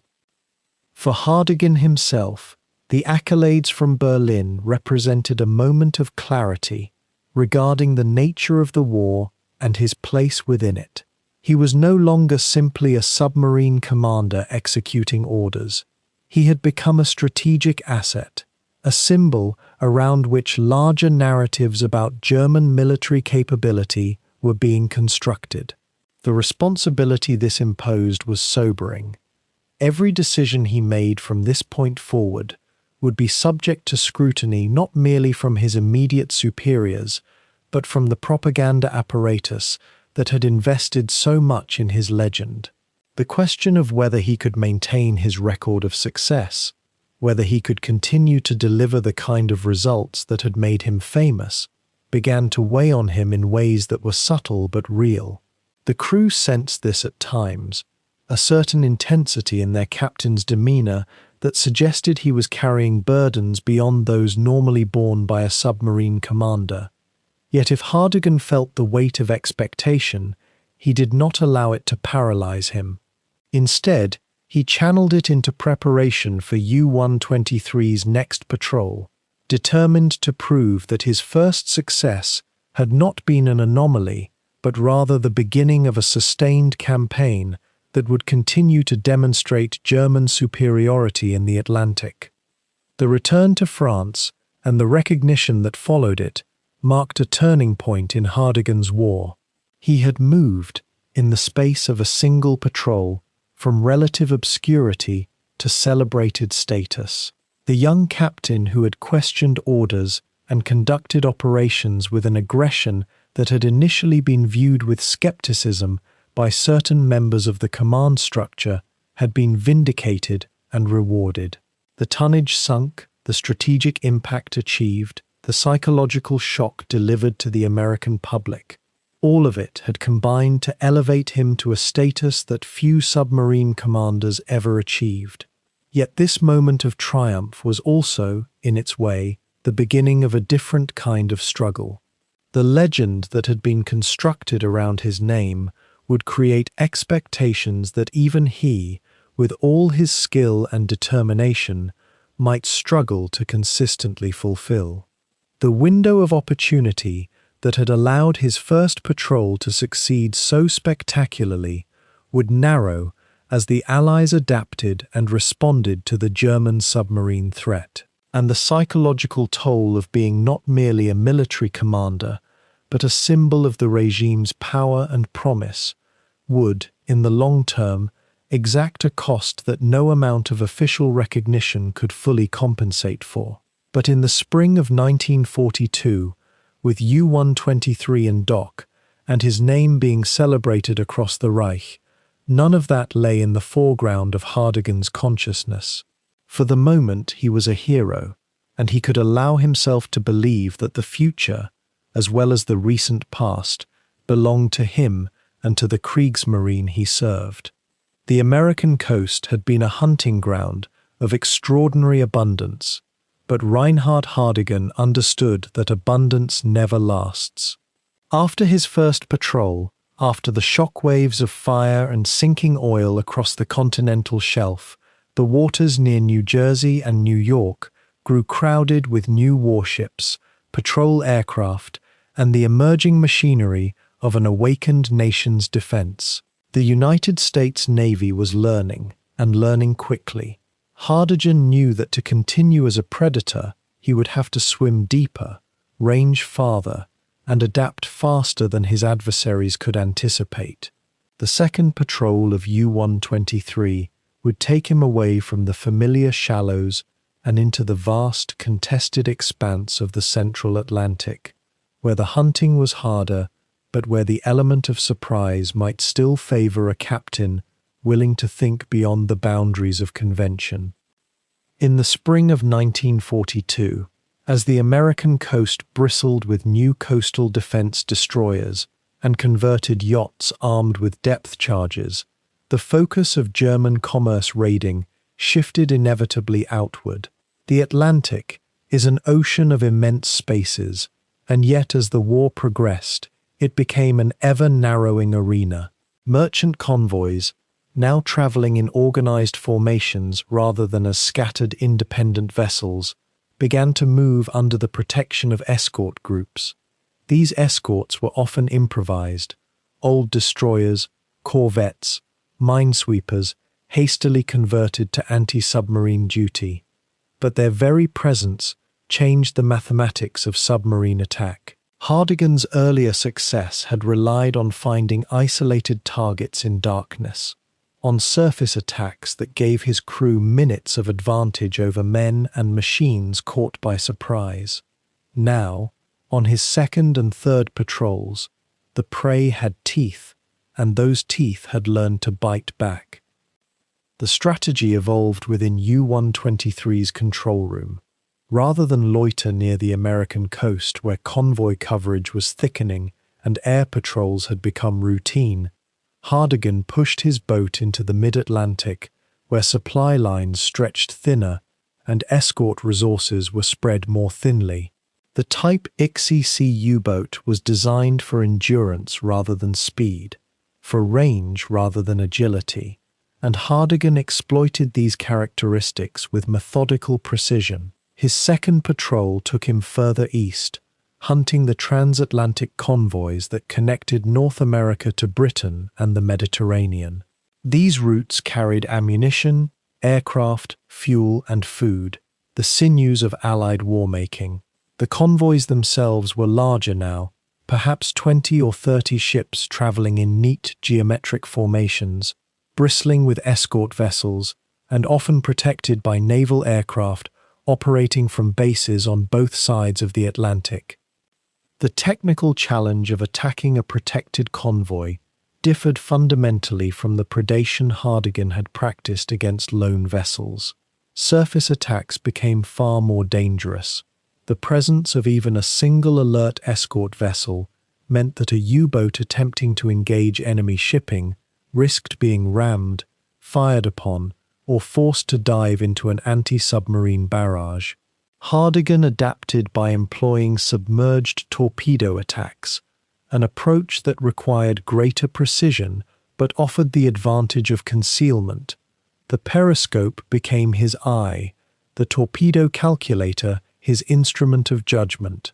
To be effective, he needed to approach undetected, to estimate the enemy's course and speed with sufficient accuracy to set a firing solution that would place his weapons in the path of a fast-moving target. A single error in calculation meant a wasted torpedo, precious ordnance that could not be replaced until returning to base. The psychological dimension of these deeper ocean patrols differed markedly from the earlier American coast operations. In the coastal waters near New York and New Jersey, Hardegen's crew had experienced something akin to triumph, a sense of mastery over a surprised enemy. The American civilian population lived in fear. The attacks occurred in sight of the shore, almost within sight of populated cities. There was a quality of violation to those early operations, an invasion of what Americans had presumed to be their own territorial space. The deeper Atlantic patrols held different character entirely. Here, thousands of kilometers from land, surrounded by weather systems that could materialize with terrifying swiftness, the hunters and hunted existed in a realm of mutual vulnerability. Allied escorts were similarly far from reinforcement. U-boats operating in these waters could not easily repair damage or receive assistance if mechanical failure occurred. The ocean imposed its own calculus upon human ambition and tactical skill. Hardegen's success during this second phase of operations manifested in individual vessels rather than in the spectacular convoys that had characterized his first patrol. He pursued merchant ships that had become separated from their groups, attacked stragglers and vessels attempting independent passage, and occasionally encountered smaller convoy formations without adequate protection. Each attack required the full orchestration of U-123's capabilities. The crew, now seasoned from the first patrol, moved with practiced efficiency. Officers and enlisted men who had experienced successful attacks and who had survived being detected and attacked themselves understood the stakes with clarity born from direct experience. Hardegen commanded these operations with the authority of a captain who had proven himself, but increasingly, he also managed the psychological dimension of command, maintaining morale and discipline in an environment where danger was constant and distant. The escalation of American countermeasures during this period represented a significant factor in Hardegen's operational calculus. New escort vessels, including the American Coast Guard cutters and dedicated naval destroyers, began appearing with greater frequency in U-boat patrol areas. More significantly, the presence of naval aircraft operating from land bases and increasingly from escort carriers transformed the environment above the surface. An aircraft could spot a U-boat on the surface from miles away, could launch depth charges or bombs with devastating accuracy, and could force a submarine to dive and remain submerged for extended periods. This imposed a severe constraint on U-boat operations, as diesel engines required surface operation to charge batteries and provide fresh air. Hardegen and his crew, adapted by remaining submerged during daylight hours whenever possible, surfacing only at night to replenish batteries and air. This tactical adjustment reduced their effective patrol area and required them to choose diving positions carefully, based on anticipated convoy routes and defensive patterns. The technical sophistication of Hardegen's response to these mounting challenges demonstrated the evolution of his tactical thinking. He employed new attack vectors, approaching convoys from angles that defenders might not anticipate. He made use of weather systems, storm fronts that reduced visibility and interfered with both visual spotting and radio communication. He studied the patterns of escort movements, recognizing that protection invariably concentrated around the flanks and stern of a convoy, leaving the van and the inner sections potentially vulnerable. These approaches required patience, often days of tracking and maneuvering to achieve a favorable attack position. The operational tempo of deeper ocean patrols thus differed from the rapid succession of attacks near the American coast. Hardegen would stalk a target across hundreds of kilometers, waiting for circumstances to align, for darkness to deepen, for escort attention to momentarily lapse. When the moment came, his response was swift and violent, but the period preceding it was one of careful, methodical observation. The human cost of this intensifying campaign, though less visible in the dramatic details, increased steadily. Other U-boat commanders operating in the same waters were being hunted with growing effectiveness. The loss rate among German submarine crews began an acceleration that would continue throughout 1942 and into 1943. Hardegen, commanding a successful boat with an experienced crew, was somewhat insulated from the worst of these losses, but he maintained awareness of the fates of his contemporaries. Some captains who had operated against American shipping were captured, their boats sunk in convoy attacks, or destroyed by hunter-killer groups operating in coordinated formations. Hardegen's own patrols began to encounter more frequent attacks from escorts, more desperate situations where his boat was forced to survive in extreme underwater depths, enduring hours of depth charge barrages while the crew maintained absolute silence to avoid detection. The exhilaration of the first patrol gave way to a recognition that survival itself was becoming an achievement worthy of respect. The strategic context underlying these operations was equally significant. Germany's hope for victory in the Atlantic depended upon the ability of its submarine fleet to sink Allied merchant tonnage faster than it could be replaced through new construction. The calculation was brutal and mathematical. If German U-boats could destroy more cargo capacity than American shipyards could construct, the Allies would eventually be starved of supplies. forced either to negotiate peace or to accept defeat. Hardegen's individual success contributed to this larger campaign, but by the time of his second patrol, it had become clear that American shipbuilding capacity was exceeding even the most optimistic estimates of U-boat kill rates. New ships were appearing to replace those sunk. New escort vessels were being commissioned in increasing numbers. The window of opportunity that had seemed unlimited in early 1942 was beginning to narrow perceptibly. The maintenance and technical management of U-123 itself became an increasingly complex undertaking. The boat had been constructed in 1940 and had now been operating continuously under stress. The diesel engines required careful servicing. The electrical systems, the periscopes, the torpedo mechanisms all demanded expert attention and regular maintenance. Hardegen had inherited a crew that included skilled engineers and torpedo specialists, men whose competence maintained the boat's operational capability. During the second patrol, U-123 experienced mechanical difficulties that required the crew to improvise repairs in difficult circumstances.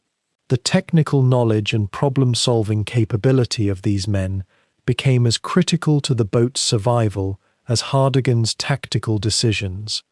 A captain commanded the vessel, but the crew maintained it, and neither could function without the other. The deeper Atlantic patrols extended Hardegen's range and knowledge of enemy movements, but they also subjected him to conditions of extreme isolation. Communicating with German naval headquarters required breaking radio silence, something Hardegen did rarely and only when operationally necessary.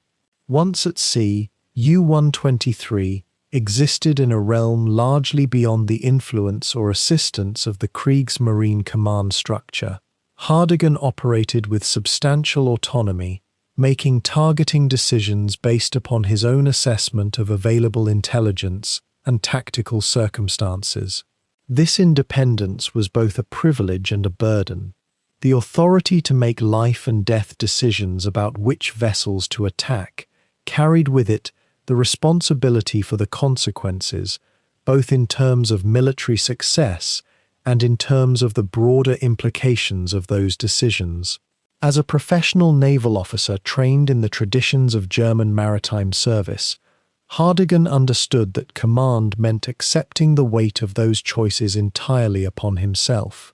By the completion of his second patrol and the subsequent refitting of U-123 at Saint-Nazaire in occupied France, Hardegen's reputation within the Kriegsmarine had solidified.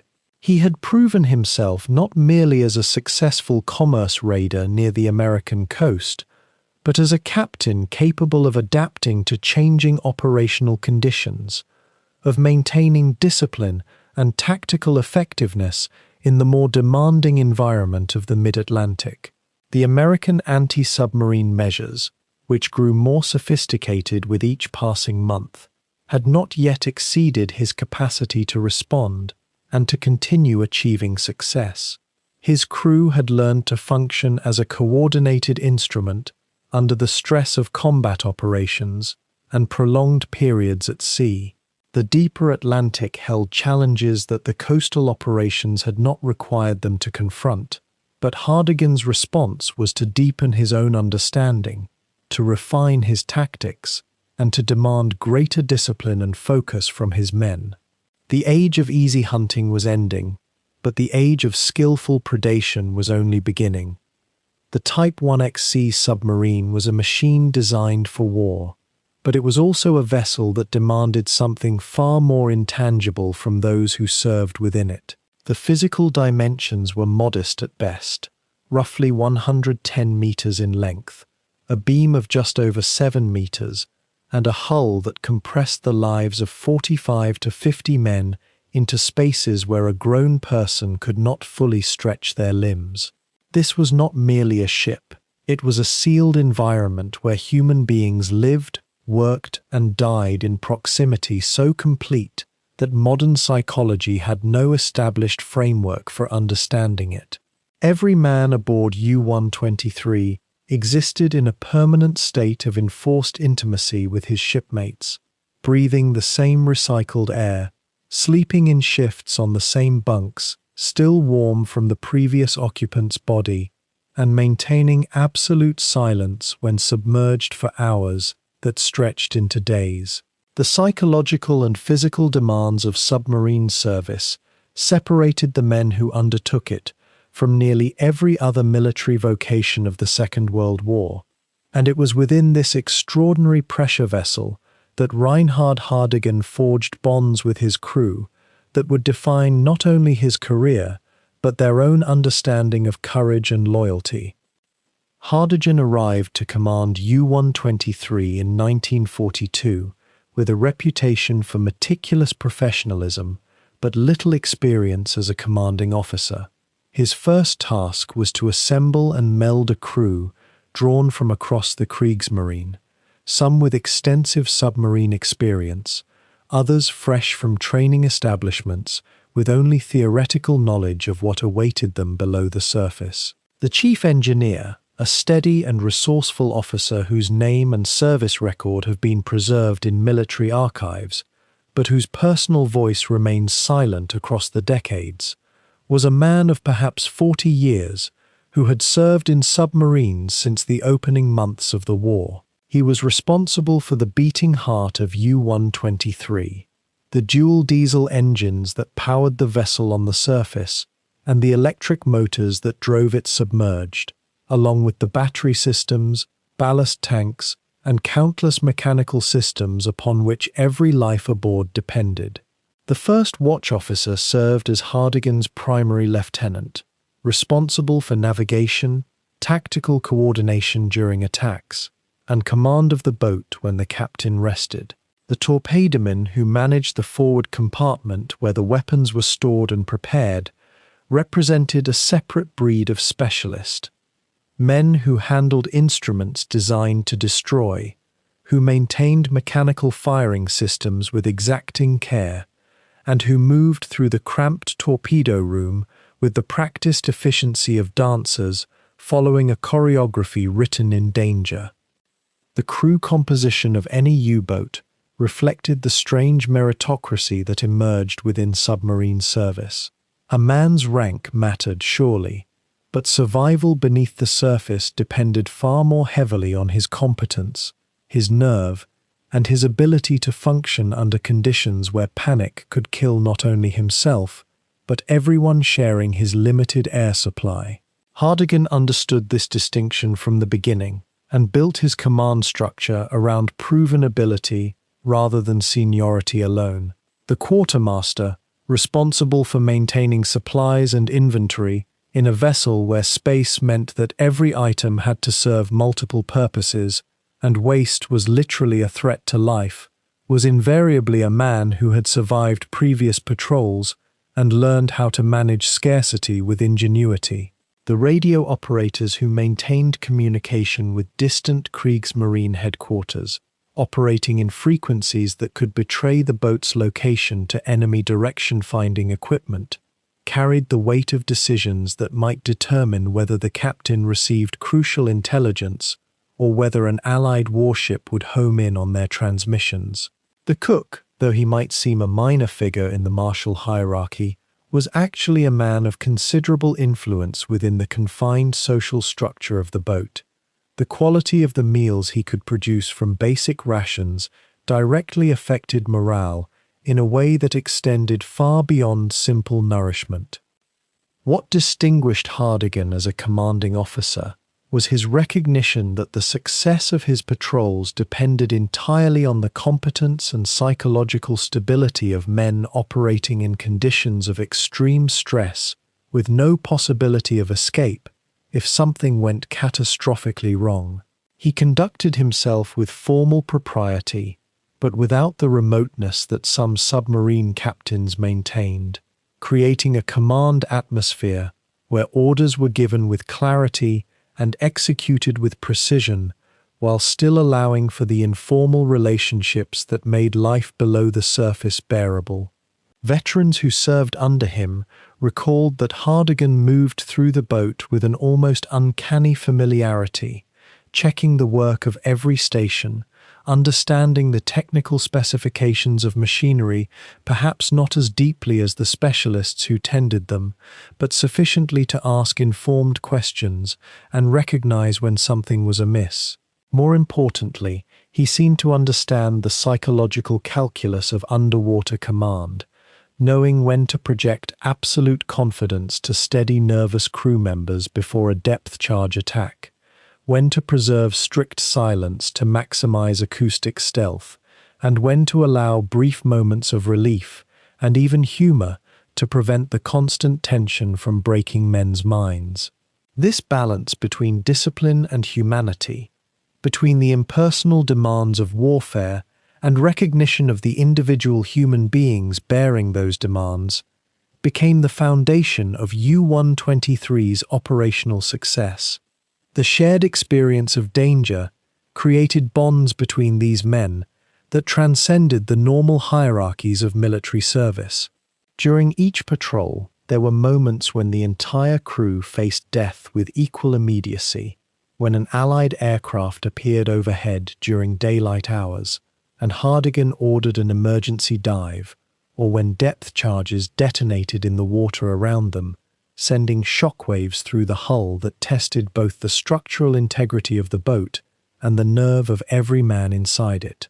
In these moments, the torpedo specialist in the forward compartment and the captain in the control room were equals in their vulnerability, distinguished only by the specific roles they played in the collective effort to survive.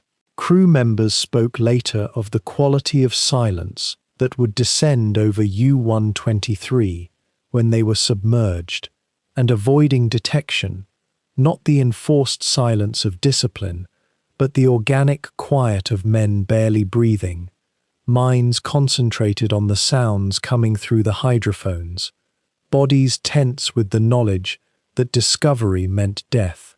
The cook would stop his work. The radio operators would sit motionless before their equipment. Everyone would wait in the darkness, broken only by the faint luminescence of instrument panels, listening for the sound of approaching propellers, for the ping of active sonar that would announce they had been found. These extreme experiences created among the crew a level of trust and interdependence that manifested in behaviors both ordinary and remarkable. Men would volunteer for the most dangerous duties not out of ideological commitment, but because the bond with their shipmates extended beyond self-preservation into something approaching sacrificial loyalty. The engineers would work for hours in the restricted spaces of the engine room without complaint, knowing that every hour the boat remained undetected depended partly on their maintaining machinery in perfect condition. The lookouts who stood watch on the conning tower during surface transits, exposed to weather and to the ever-present danger of enemy aircraft or unexpected surface contact, reported that they did their duty not out of fear of punishment, but out of awareness that their vigilance might protect the 45 men they lived alongside. Hardegen's leadership philosophy seemed to be that men who understood they were valued as individuals, whose technical competence was recognized and whose lives were treated as irreplaceable, would perform at higher levels than those motivated solely by discipline or ideology. The personal backgrounds of U-123's crew members represented a microcosm of Germany in the 1940s. Men drawn from the educated middle class, from industrial workers, from rural communities and urban centers, from families with deep Prussian military traditions, and from households that had no prior connection to military service. Some had joined the Kriegsmarine voluntarily in the 1930s, during the service's expansion under Hitler's rearmament program, and had found in submarine service a technical vocation that offered advancement and professional respect. Others had been drafted, directed into submarine service either through deliberate selection based on technical aptitude or through the simple bureaucratic processes that divided men among the military's various branches. What they shared was not an ideological mission, but a practical commitment to operating complex machinery and maintaining their own survival in circumstances of extraordinary peril. Letters and accounts from crew members who survived the war reveal little discussion of larger political purposes or Nazi ideology. Instead, they focus on the technical challenges of their duties, the relationships with fellow crew members, and the simple desire to complete their patrols and return to port. This distinction between the propaganda purposes to which U-boat operations were put and the actual motivations of the men who executed them represents an important historical reality, often obscured by retrospective interpretation. Hardegen's relationship with his officers deserves particular attention because it shaped the operational culture of U-123 in ways that directly affected the boat's success rate.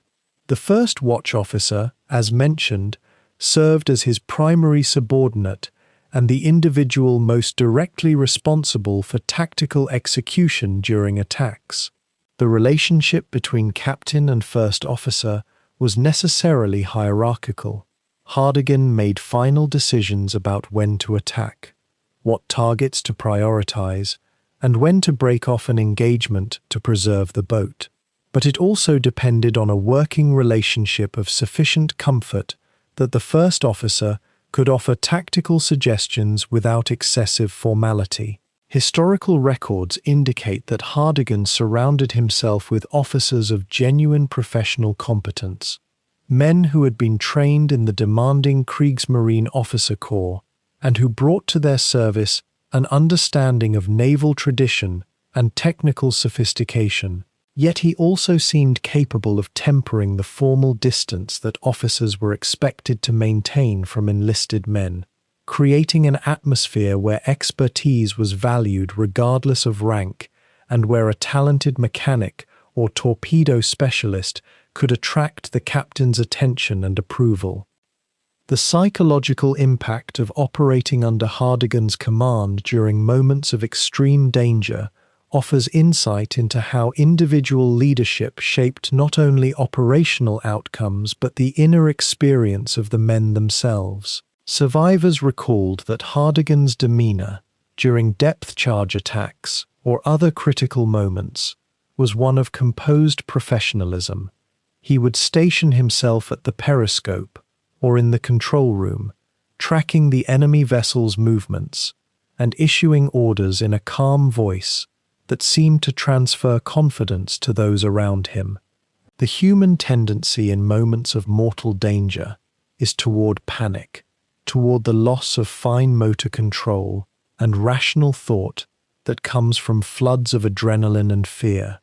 Hardegen appeared to possess, or at minimum to project, an immunity to this tendency that allowed him to function with calculating precision even as explosions rocked the hull around him. Crew members spoke of how this composure filtered through the boat, how the captain's calm voice issuing orders created a psychological anchor that allowed others to maintain focus on their technical responsibilities rather than spiraling into terror. Whether Hardegen actually experienced fear in these moments, whether his composure reflected genuine fearlessness or masterful control of very real fear, is ultimately unknowable. What mattered operationally was that his crew believed in his competence and responded to his example. The rituals and informal customs that developed aboard U-123 reflected the crew's need to create moments of normalcy and human connection within an environment fundamentally hostile to such things. The cook's ability to prepare meals that transcended mere caloric necessity, to create occasions around food that temporarily elevated men's spirits above the relentless pressure of their circumstances, became an element of the boat's internal culture that contributed measurably to morale. Birthdays were observed when possible, with special rations and whatever informal celebration could be managed in spaces where celebration meant little more than a brief respite from routine and a moment of acknowledgement that each man's individual existence mattered beyond his function. Songs were sung during certain moments of operation, never during silent running, but during surface transits or in port, creating an auditory environment that affirmed the humanity of the men producing it. These small gestures might seem trivial to an observer, yet within the context of an environment designed for warfare and containing constant risk of death, they served crucial psychological functions in maintaining the mental stability of men under extreme stress. The question of whether Hardegen maintained a distinct separation between his role as commanding officer and his relationships with individual crew members remains partly obscured by historical sources, though available accounts suggest a middle path between excessive formality and inappropriate familiarity. Hardegen was described as a captain who would speak privately with crew members facing particular difficulties, whether personal problems that somehow reached the submarine despite its isolation, or fears about upcoming patrols that manifested in performance issues. This selective approachability created an environment where men felt seen as individuals by their commanding officer, yet Hardegen simultaneously maintained the professional distance necessary to make the life-and-death decisions that command required. When the time came to surface in the face of overwhelming enemy force, as would eventually occur in 1944, it would be this accumulation of trust and respect, earned through hundreds of hours of shared danger and built on the foundation of professional competence and human recognition, that influenced crew members to follow their captain's final order to abandon the boat rather than resist or panic. The bonds forged in U-123's confined spaces during 1942 and into 1943 created patterns of loyalty and identification that persisted long after the war ended, even among men who would face different post-war circumstances and whose lives would diverge across continents and decades. Veterans who served under Hardegen in later years spoke of the boat and its crew with a respect and affection that transcended the normal nostalgia of military service. The men of U-123 had shared something that most human beings never experience: extended periods of life shared with such complete interdependence that individual survival depended literally on the competence and presence of mind of the person standing at the adjacent station. They had faced death together not once but repeatedly across multiple patrols, accumulating shared memories of narrow escapes and successful operations that bound them together through a form of camaraderie that civilian language struggled to capture. What the crew of U-123 understood, in ways both conscious and intuitive, was that they were participating in something historically significant, that they were part of a military operation whose success or failure would shape the broader outcomes of the war and influence the future of nations. Yet this larger historical awareness coexisted in their minds with the immediate, pressing reality of keeping their boat and their comrades alive, and it was this intimate scale of concern that ultimately defined their service and their shared memory. The legacy of the crew bonds forged aboard U-123 illuminates an often overlooked dimension of the Second World War, that beneath the massive strategic operations and ideological conflicts that dominate historical analysis existed countless small communities of men bound by profoundly human ties of mutual dependence and shared experience.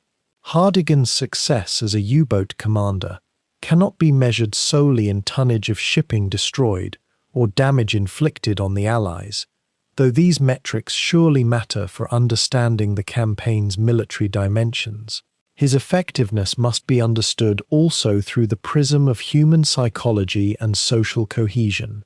His ability to create an organizational culture within U-123 that transformed a dangerous, uncomfortable, and terrifying environment into a place where men could function at high levels of technical and tactical performance. The crew understood that their survival depended on each man knowing his role completely, executing his duties with precision, and trusting absolutely in the competence of the men beside him and the captain standing in the control room. This realization that human survival depth, the spring of 1942, had belonged to Reinhard Hardegen. American waters had opened before him like an undefended harbor, and he had moved through them with the confidence of a man who understood that fortune favors the bold. The Nornis, the Esso tankers, the British cargo vessels, each sinking had added to his legend. Each patrol had returned him to occupied France with tonnage figures that made him the envy of other captains and the focus of German propaganda. But legend, as history teaches, is built on momentum, and momentum, once interrupted, becomes fragile. By the early summer of 1942, the momentum was beginning to fracture.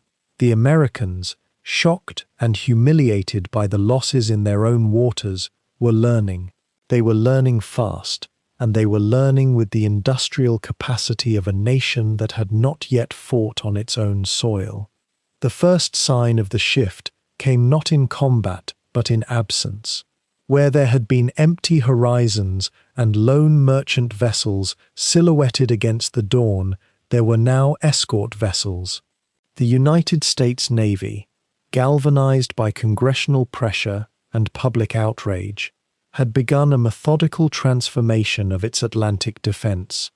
Destroyers that had been stationed elsewhere were recalled. Corvettes, still bearing the marks of their hasty construction, began to form coordinated hunting groups. Most critically, the Americans began to understand that convoy protection was not merely a luxury, but a necessity. Hardegen had proven that lesson in blood and burning oil. Where convoys existed, where destroyer escorts circled the merchant ships with practiced vigilance, his hunting became immeasurably more difficult. A lone merchant vessel could be stalked, approached, and sunk with relative safety. A convoy protected by armed escorts meant depth charges, ramming attacks, and the constant awareness that the hunter could become the hunted in moments. The technological dimension of this shift proved equally consequential. The American military-industrial complex, once it recognized the threat, mobilized with characteristic speed and scale. Radar sets that had been experimental became operational, installed on destroyer hulls and coastal defense stations. These devices, which could detect a U-boat's conning tower at considerable distance in darkness or fog, represented a qualitative leap in anti-submarine warfare. Hardegen had learned to use darkness as an ally, to surface at night, to conduct his attacks under cover of shadow. Radar diminished that advantage fundamentally. Aircraft, too, became more numerous and more sophisticated. The long-range patrol planes that had been scattered and ineffective now began to operate in greater numbers, coordinated with naval task forces, equipped with better sensors and more lethal ordnance. A U-boat on the surface was a vulnerable thing, slow, unable to fight its way through sustained air attack, dependent on its ability to submerge quickly. The waters around the American coast, which had seemed so permissive in the months of Hardegen's greatest success, were becoming contested. The human element of this transformation was equally significant. American naval officers learned by studying the pattern of Hardegen's attacks, his preference for surface assaults at night, his tendency to strike tankers in specific sea lanes, his pattern of positioning himself ahead of ship routes. These were not random actions, but tactics consistent enough to be analyzed and countered. The destroyer captains and convoy commanders who studied these patterns began to anticipate where German U-boats might appear. More importantly, they began to understand the vulnerabilities in U-boat operations. A U-boat surfaced was a U-boat visible to radar and searchlight. A U-boat that had just fired torpedoes was a U-boat whose position was revealed by the wake of its weapons and by the burning ships left in its wake. The Americans began to position their escort vessels not merely around their convoys, but ahead of them, searching, probing, trying to force the U-boat to either attack within the teeth of their defense or flee without sinking. It was a grim calculus, but one that gradually shifted the balance. Hardegen's patrol record through the middle months of 1942 shows this transition in the data itself. His first patrol, in February and March, had yielded 13 confirmed sinkings over more than 2 months at sea. His second patrol, extending into April and May, had netted 9 confirmed sinkings, still a formidable tally, but noticeably lower. But behind these numbers lay a different story, one of narrower margins and closer calls. The American Coast Guard cutter that had come within sight of U-123 off the Carolina coast had forced Hardegen to dive and flee. The destroyer escort that had pursued him for hours south of Cape Hatteras had nearly held him in one spot long enough for reinforcements to arrive. On one occasion, a torpedo attack that should have been straightforward against a merchant vessel had been detected by the escort, forcing Hardegen to maneuver violently to avoid the return fire and the depth charges that followed. These encounters left no lasting physical damage to U-123. Hardegen's boat was well built, his crew was skilled, and his tactics remained sound, but they carried a different weight. They were reminders that the American response, while still uncoordinated and sometimes ineffective, was crystallizing into something more dangerous. The broader Atlantic campaign reflected this same pattern of deterioration. The U-boat fleet as a whole, which had been enjoying remarkable success in 1942, began to experience higher casualty rates. More boats failed to return from patrol. The commanders who did return reported the same observation. The American defenses were tightening. In the waters of the Western Atlantic, where Hardegen had once operated with near impunity, the hunt was becoming increasingly dangerous. U-boats that had racked up impressive tonnage records in the first half of 1942 found their second patrols far more difficult. Some of the most famous U-boat aces, men who had sunk tremendous quantities of shipping, were beginning to have patrols where they achieved almost nothing before being forced back to port by damage or by the relentless pressure of pursuit. The Atlantic, which had seemed such a vast hunting ground, was shrinking operationally. The strategic implications of this shift extended beyond Hardegen and even beyond the U-boat arm as a whole. Germany's entire strategy in the Atlantic rested on the assumption that merchant shipping could be sunk faster than it could be replaced, and that the psychological effect of losses would weaken American and British will to continue the war. This logic had appeared sound in the first months of 1942, when ships were going down at a rate that seemed almost unsustainable, when American coastal cities were gripped by fear of German invasion, when the oil situation for Britain seemed perilous. But American shipbuilding capacity proved extraordinary.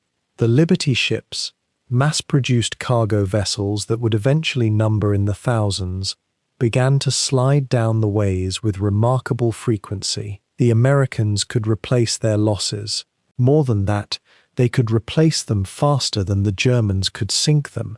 Once that equation reversed, the entire logic of the commerce raiding strategy collapsed. Hardegen, as one of the most aggressive and successful commanders, had understood this perhaps more clearly than many of his peers. The window of opportunity, so briefly open in early 1942, was closing. The psychological dimension of this shift manifested in ways both subtle and profound. Hardegen had entered command of U-123 in a moment of German ascendancy in the Atlantic. Every patrol had carried the expectation of success, the near certainty that U-123 would return with significant tonnage and with the prestige that came with proven success. The men of his crew had served under a captain whose tactical judgments seemed validated by results, whose boldness seemed rewarded rather than punished. But as patrols became more difficult, as the return of sinkings declined, as the instances of near catastrophe multiplied, the psychological weight of command began to shift. A captain is only as successful as his last patrol. The brilliant record of February and March began to feel distant by July and August. The younger officers and enlisted men who had joined U-123 with the understanding that they served under a famous ace began to experience a different reality, one where victory was still possible but no longer assured, where every depth charge attack was a genuine threat, where the future became harder to predict.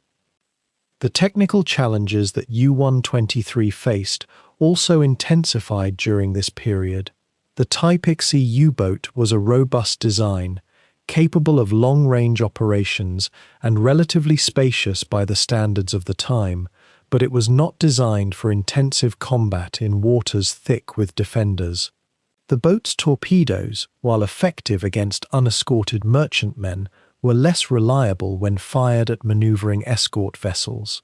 The boat's diesel engines, powerful and capable, nevertheless created noise signatures that modern American sonar detection equipment could identify. The U-boat's ability to operate submerged was limited by battery endurance. Down below, U-123 could proceed at minimal speed for perhaps 24 hours before needing to surface and run its diesel engines to recharge. Every moment submerged was a moment of vulnerability to detection, and every moment surfaced in increasingly contested waters was a risk to the boat itself. Hardegen was a skilled captain, but skill alone could not overcome the fundamental disadvantage of operating in waters that were slowly but inexorably shifting from permissive to hostile. The summer of 1942 represented a threshold. It was not the moment when Hardegen's career ended. He would continue to command U-123 for nearly 2 more years, but it was the moment when the easy phase of that career concluded. The attacks would continue, the tonnage sunk would continue to accumulate, but it would no longer be a story of overwhelming success, of a single captain running rings around enemy defenses. It would become instead a story of persistence, of skill applied in increasingly difficult circumstances, of a man trying to maintain his effectiveness and his crew's morale as the broader tide of the Atlantic campaign shifted irrevocably against Germany. The Allies, learning from their early shocks, were beginning to master the problem that Hardegen represented. That mastery would take time to develop fully, but the process had begun. The ghost in the machine, the ace who had seemed almost supernatural in his ability to strike and vanish, was beginning to find that his shadow, however formidable, was cast on a landscape growing crowded with hunters. The changes unfolding in the Atlantic that summer were invisible to the men of U-123 in the most immediate sense. They could feel them in the increased frequency of escorts, in the occasional appearance of aircraft on the horizon, in the added caution required for every approach to a target. But the broader statistical shift, the way the entire campaign was beginning to turn, the way the correlation of forces was beginning to shift against Germany, these were things that became clear only in retrospect, when the patrols were tallied and the overall trajectory was assessed. Hardegen himself, with the perspective of a trained naval officer, likely understood that something fundamental had changed. The American response had been swift and logical. The window through which Germany had briefly glimpsed victory in the Atlantic had begun to close. And while the depth of that window's closure would only become clear over months and years, The process had begun in the summer of 1942, just as Reinhard Hardegen was beginning to understand that victory, even for the most skilled and daring captain, was no longer assured. By the summer of 1942, Reinhard Hardegen stood at the apex of his profession. His boat had sunk more tonnage than most commanders would achieve in a lifetime of patrols. Berlin celebrated him in broadcasts that reached across occupied Europe. Allied newspapers printed his name with a mixture of fear and grudging respect. Yet within the steel hull of U-123, in the cramped quarters where he slept when sleep came at all, Hardegen carried a weight that no commendation could ease. Success in the U-boat service had become, paradoxically, a form of imprisonment. The higher one rose in the ranks of the Kriegsmarine's submarine arm, the more acutely one could perceive the truth that official reports tried to obscure.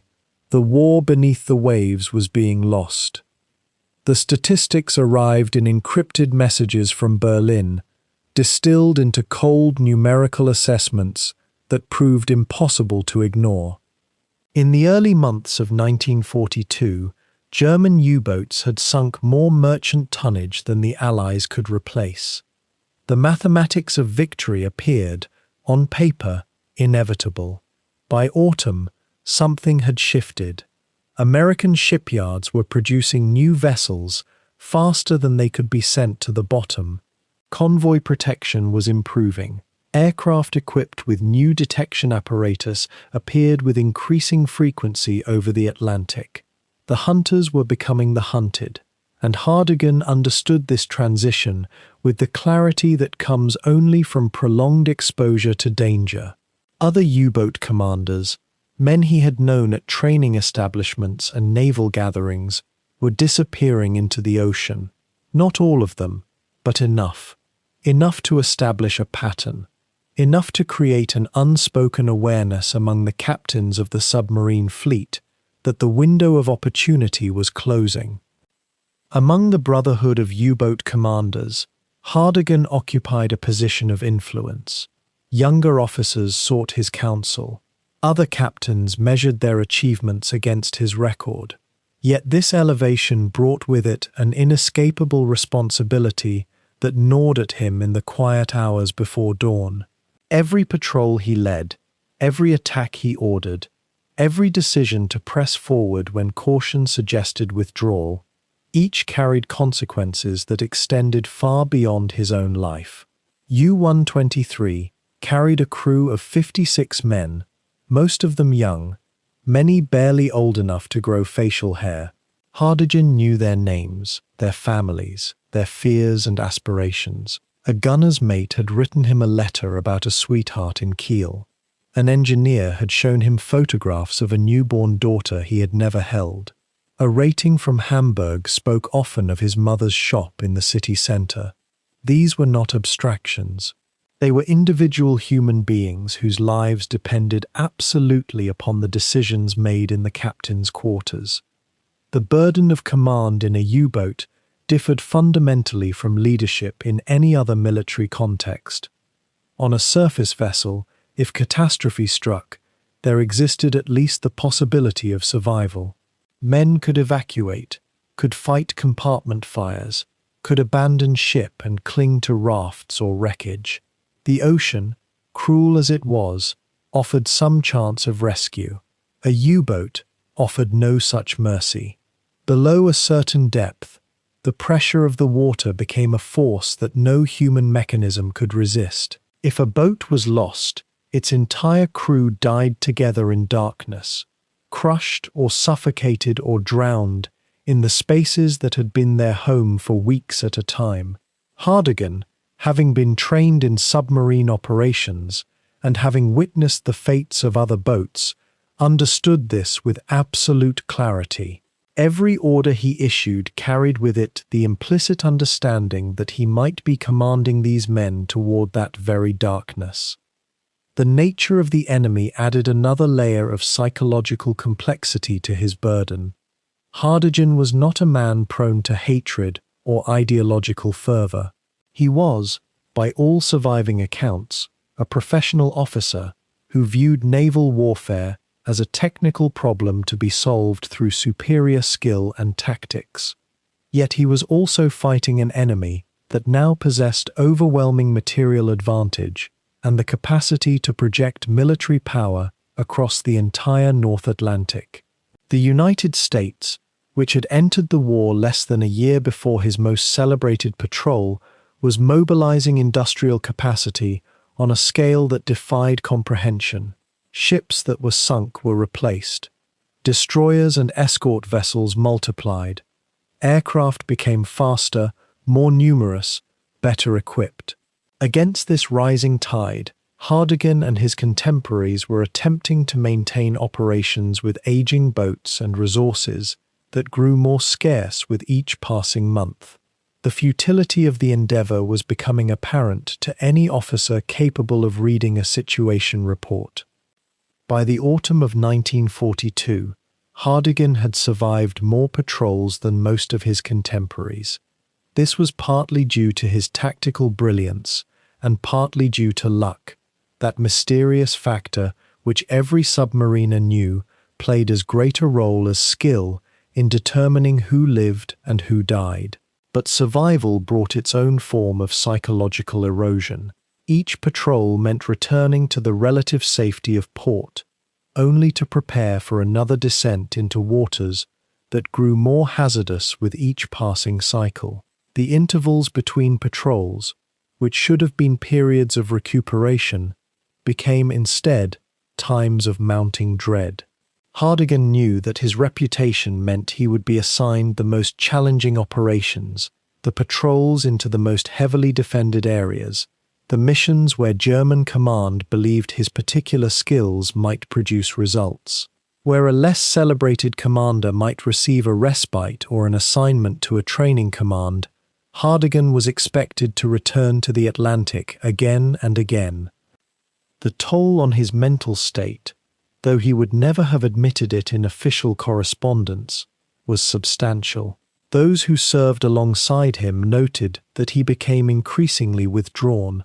The easy camaraderie and occasional dark humor that had characterized the early part of the war gave way to a more introspective demeanor.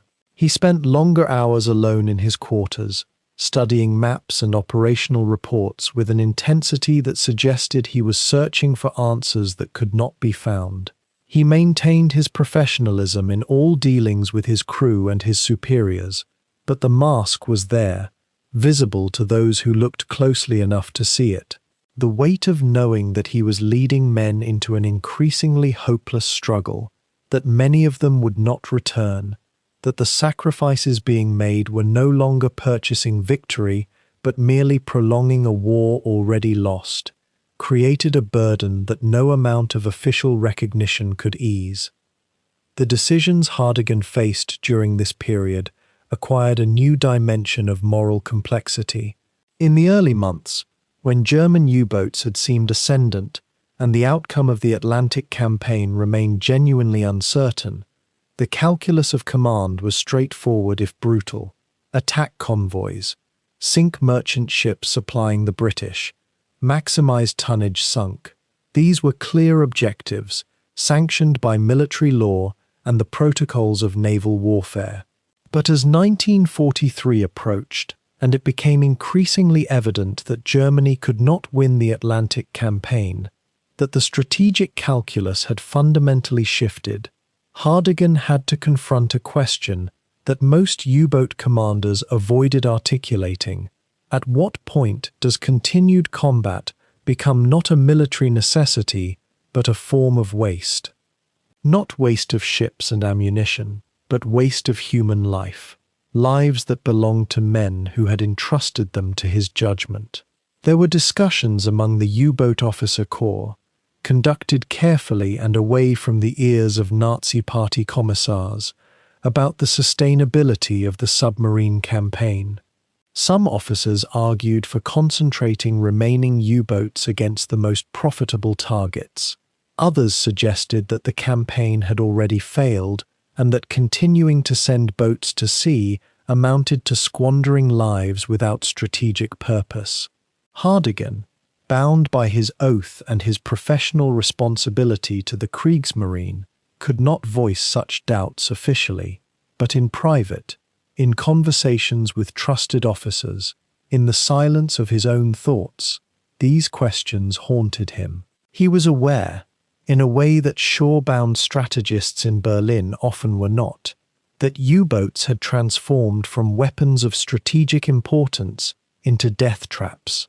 The only question was whether the death would come quickly in combat, or slowly through attrition, as the Allies methodically hunted down and destroyed boat after boat. The relationship between Hardegen and his crew during this period became something more complex than simple military hierarchy. His men respected him as a commander who had demonstrated the tactical skill necessary to survive when many others had not. But they also understood, on some level, that their captain carried a burden that set him apart from them. He bore the responsibility for their lives in a way that no enlisted sailor or junior officer could fully comprehend. This created a strange bond, not quite friendship, but something deeper than military discipline. The crew of U-123 maintained exceptional morale and cohesion even as the circumstances of their service became progressively more dangerous. This cohesion was in large part a product of Hardegen's leadership and the respect he had earned through demonstrated competence. Yet maintaining such morale while bearing the knowledge of mounting danger represented an exhausting emotional performance.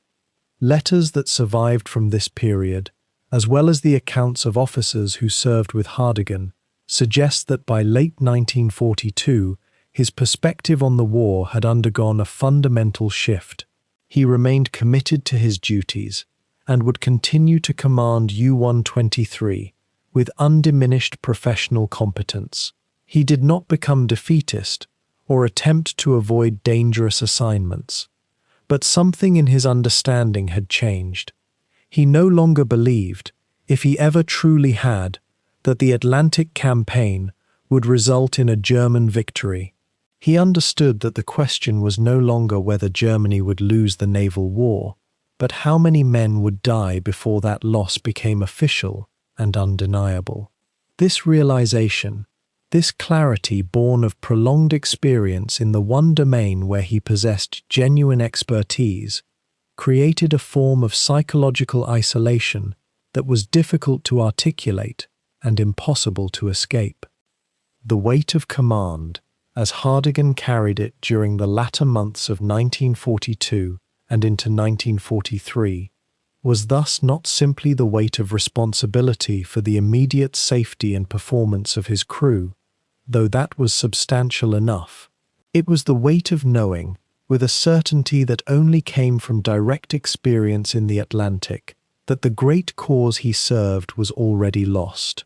The tonnage sunk by his boat and those of his contemporaries, the ships sent to the bottom, the merchant sailors drowned in cold water, all of it was now, in his understanding, an accompaniment to a foregone conclusion rather than a means toward victory. He would continue to fight with competence and dedication. He would continue to lead his men with skill and protect their lives as much as the circumstances of submarine warfare would allow. But he did this now, with the knowledge that these efforts, however successful in tactical terms, could not alter the strategic trajectory of the war. This was the essence of Hardegen's burden during this period. To be a man of action in command of men whose lives depended on his decisions, while carrying the certain knowledge that all the action in the world could no longer change the ultimate outcome. By the spring of 1943, the Atlantic had transformed. The waters that once belonged to Hardegen and his fellow U-boat commanders, where American merchant vessels steamed unescorted and naval presence was a distant rumor, had become a contested realm where the balance of power shifted with each passing month.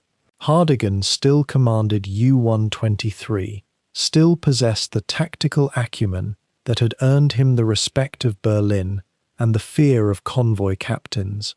Yet the machinery of naval war does not remain static. The Allies had learned from their early vulnerabilities with shocking speed. New escort ships filled the convoy columns. Aircraft appeared from newly constructed airfields, their shadows sweeping across the surface in patterns Hardegen had begun to predict, but could not evade forever. The technological advantage the Germans possessed in 1942, the superior night surface attack tactics, the ability to slip away into darkness, eroded with systematic efficiency as radar became more prevalent and escort commanders grew sharper in their methods. What had been a dominant position became a contested one. What had been contestable became increasingly desperate. Hardegen's patrols from 1943 onward took on a different character than those early sweeps along the American coast. The hunting grounds had moved eastward, deeper into the Atlantic proper, away from the shallower waters and coastal defenses where American destroyers now maintained constant vigil.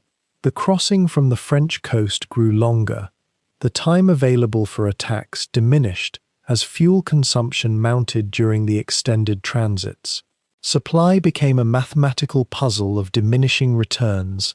Every kilometer traveled away from base reduced the operational window, compressed the window for kills, and heightened the vulnerability of the return journey. U-123, despite her reputation and the skill of her commander, remained bound by the laws of physics and hydraulics. She could not breathe on the surface without risk. She could not remain submerged indefinitely without depleting her battery capacity. She could move at high speed only when exposed, drawing the very danger Hardegen sought to avoid. These constraints, manageable when Allied opposition was scattered and unprepared, became shackles as opposition consolidated. The boat herself began to show the wear of extended operations. Submarines are machines of narrow tolerances and unforgiving designs. Every depth charge explosion, every evasive maneuver that pushed the hull beyond its comfort zone, every emergency dive that strained the ballast system left microscopic damage. Seals wore, metal fatigued. The diesel engines, temperamental beasts even when new, required constant coaxing to maintain efficiency. In 1943, U-123 experienced repeated mechanical failures that forced Hardegen to cut patrols short or reduce surface speed when the hunters were near. On one patrol, an electrical fault in the periscope system left him without the ability to see targets clearly without surfacing, a compromise that violated every principle of submarine tactics. On another, a fuel line rupture threatened to leave a telltale slick on the surface, a signature for detection. These were not dramatic failures that provided the material for reports to Berlin. They were grinding, incremental defeats, inflicted by entropy and the simple fact that machines do not improve with age and stress. The crews of the U-boats themselves had begun to change in character as well. The officers and enlisted men who joined U-123 in 1942 were products of the Kriegsmarine's expansion, trained, capable, and confident in the superiority of their boat and their leader. By 1943, replacement crew members were increasingly drawn from a pool that had not benefited from the same depth of peacetime training. The submarine service had become a consuming demand on personnel resources. Casualties among U-boat crews were reaching levels that exhausted the available reserve of experienced submariners. Hardegen found himself training men who possessed theoretical knowledge but lacked the seasoned judgment that comes only from repeated operations in dangerous circumstances. A sonar operator's hesitation, a helmsman's overcompensation on the plains, a diesel mechanic's moment of fatigue during a critical repair. These individual imperfections were magnified in the pressurized environment of a submarine where perfection was the only margin between life and the absolute obliteration that depth brings. Hardegen's leadership remained a stabilizing force, but leadership cannot replace experience, and experience was becoming a commodity in shorter and shorter supply.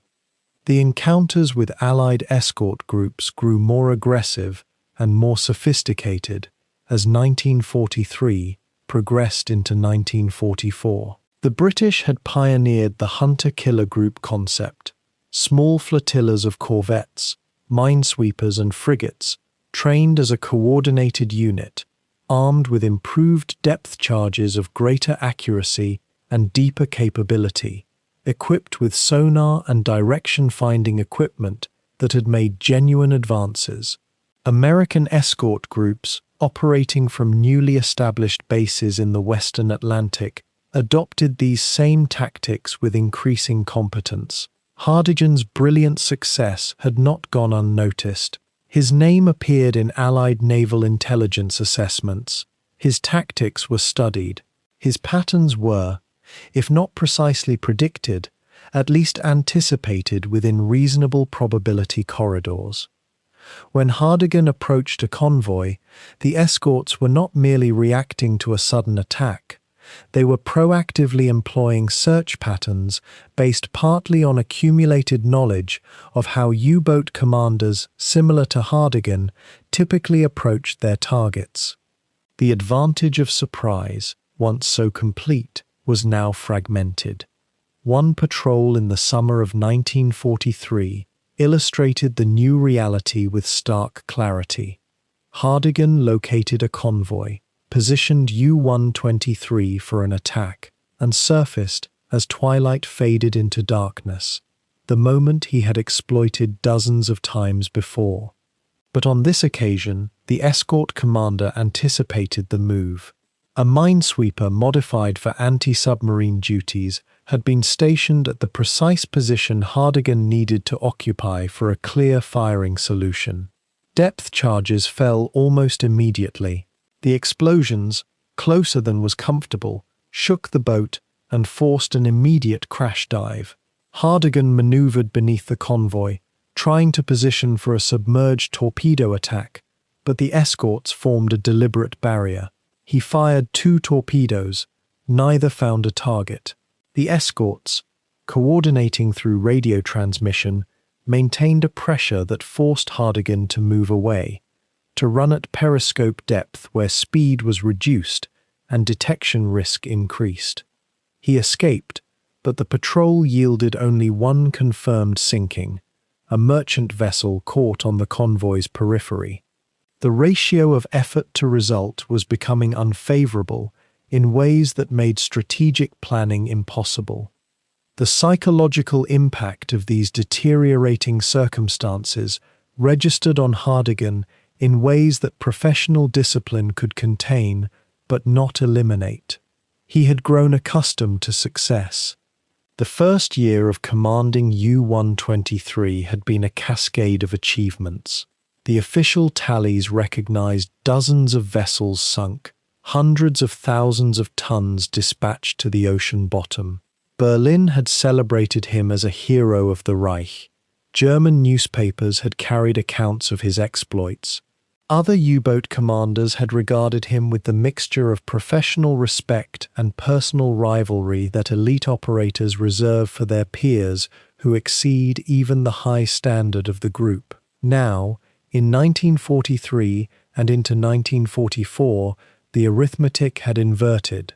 Patrols that lasted weeks and consumed fuel, supplies, and risk capital yielded single sinkings, or more frequently, no confirmed kills at all.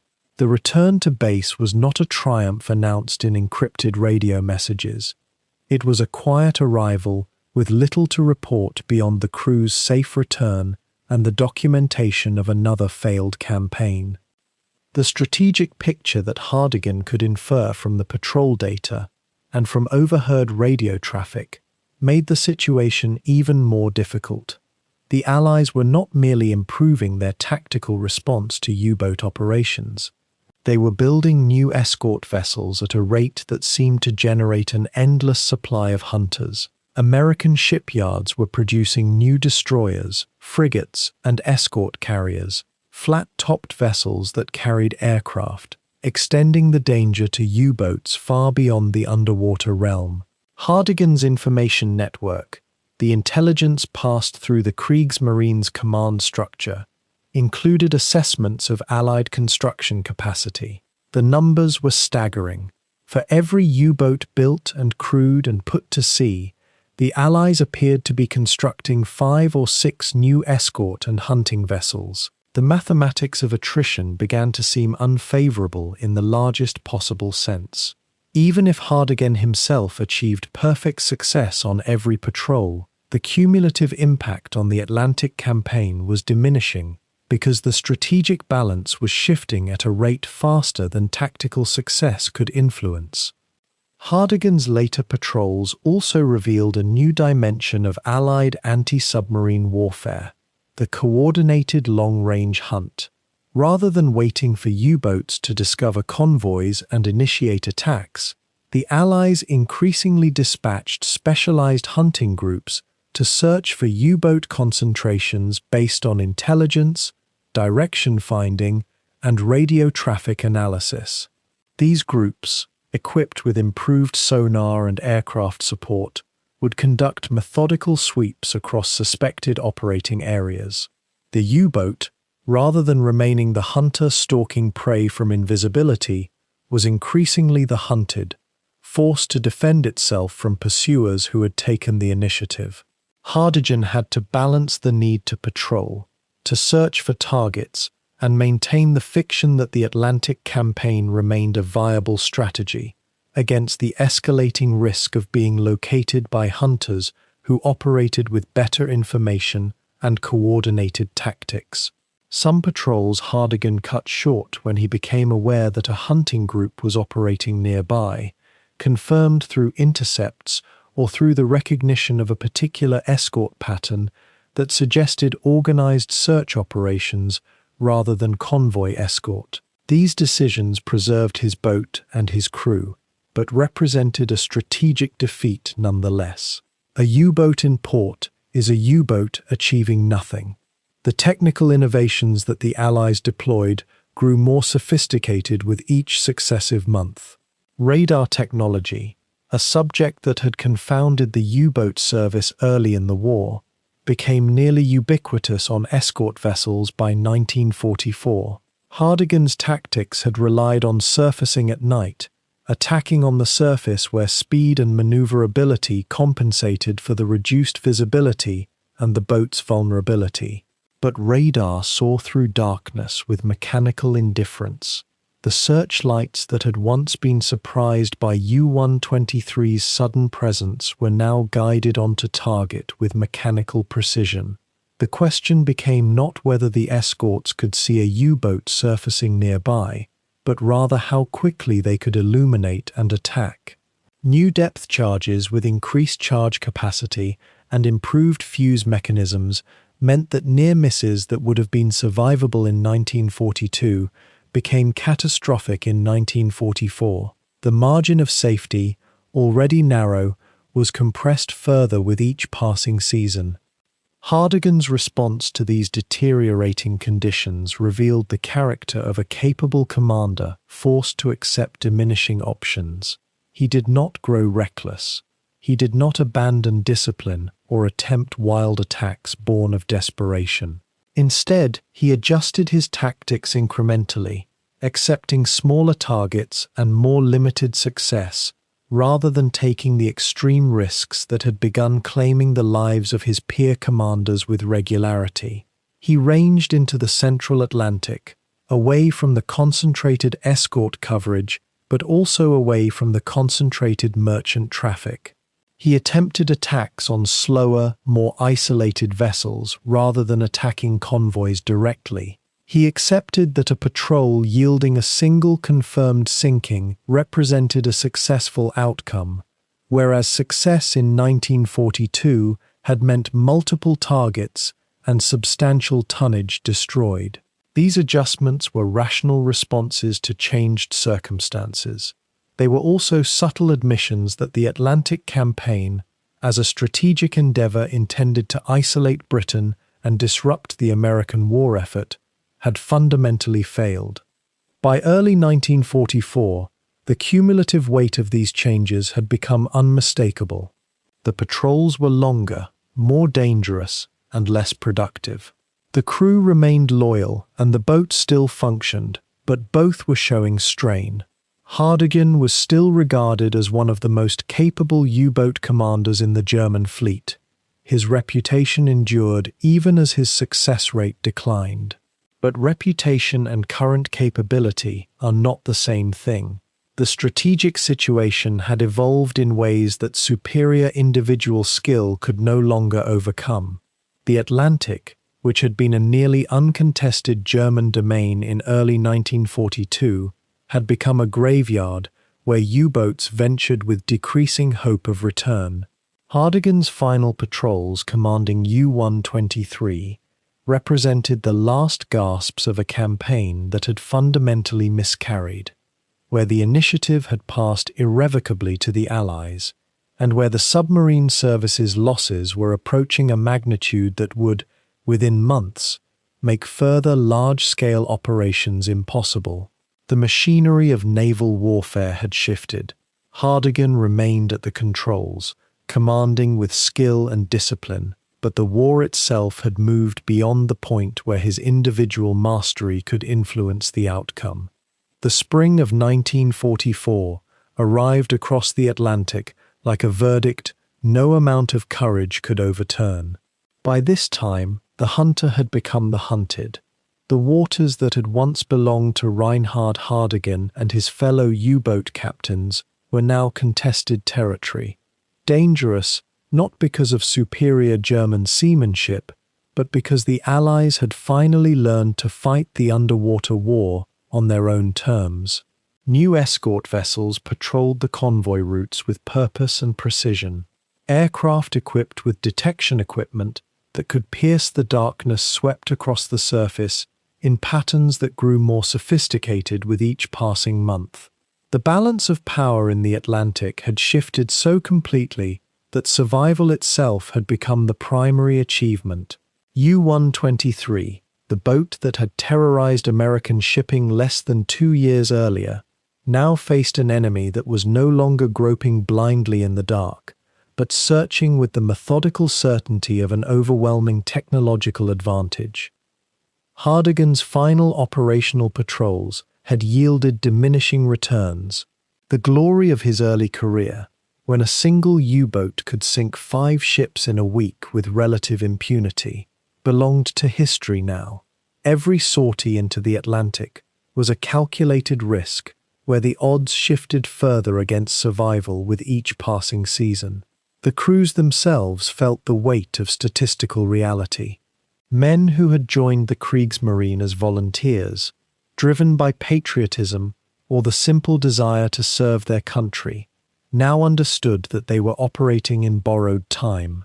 The brotherhood that bound officer to enlisted man in the suffocating steel corridors of a U-boat meant that failure was not abstract or distant. In those confined spaces, everyone's fate depended on everyone else's skill and nerve. Mechanical failures that once might have been overcome now seemed like death sentences. Decisions made in seconds determined whether men would live to see port or spend their final moments crushed beneath the pressure of the deep. The detection of U-123 occurred in circumstances that reflected the new reality of Atlantic warfare. In the spring of 1944, Hardegen was conducting what he hoped would be another successful patrol. The American coastal waters that had once offered rich hunting grounds were now too dangerous for sustained operations. Allied escort carriers had been deployed with sufficient numbers to make the risk prohibitive. Hardegen had adjusted his tactics, pushing further into the open Atlantic in search of convoys that still moved toward Britain with irreplaceable supplies and cargo. The U-boat was operating at a disadvantage, that no amount of tactical brilliance could fully overcome.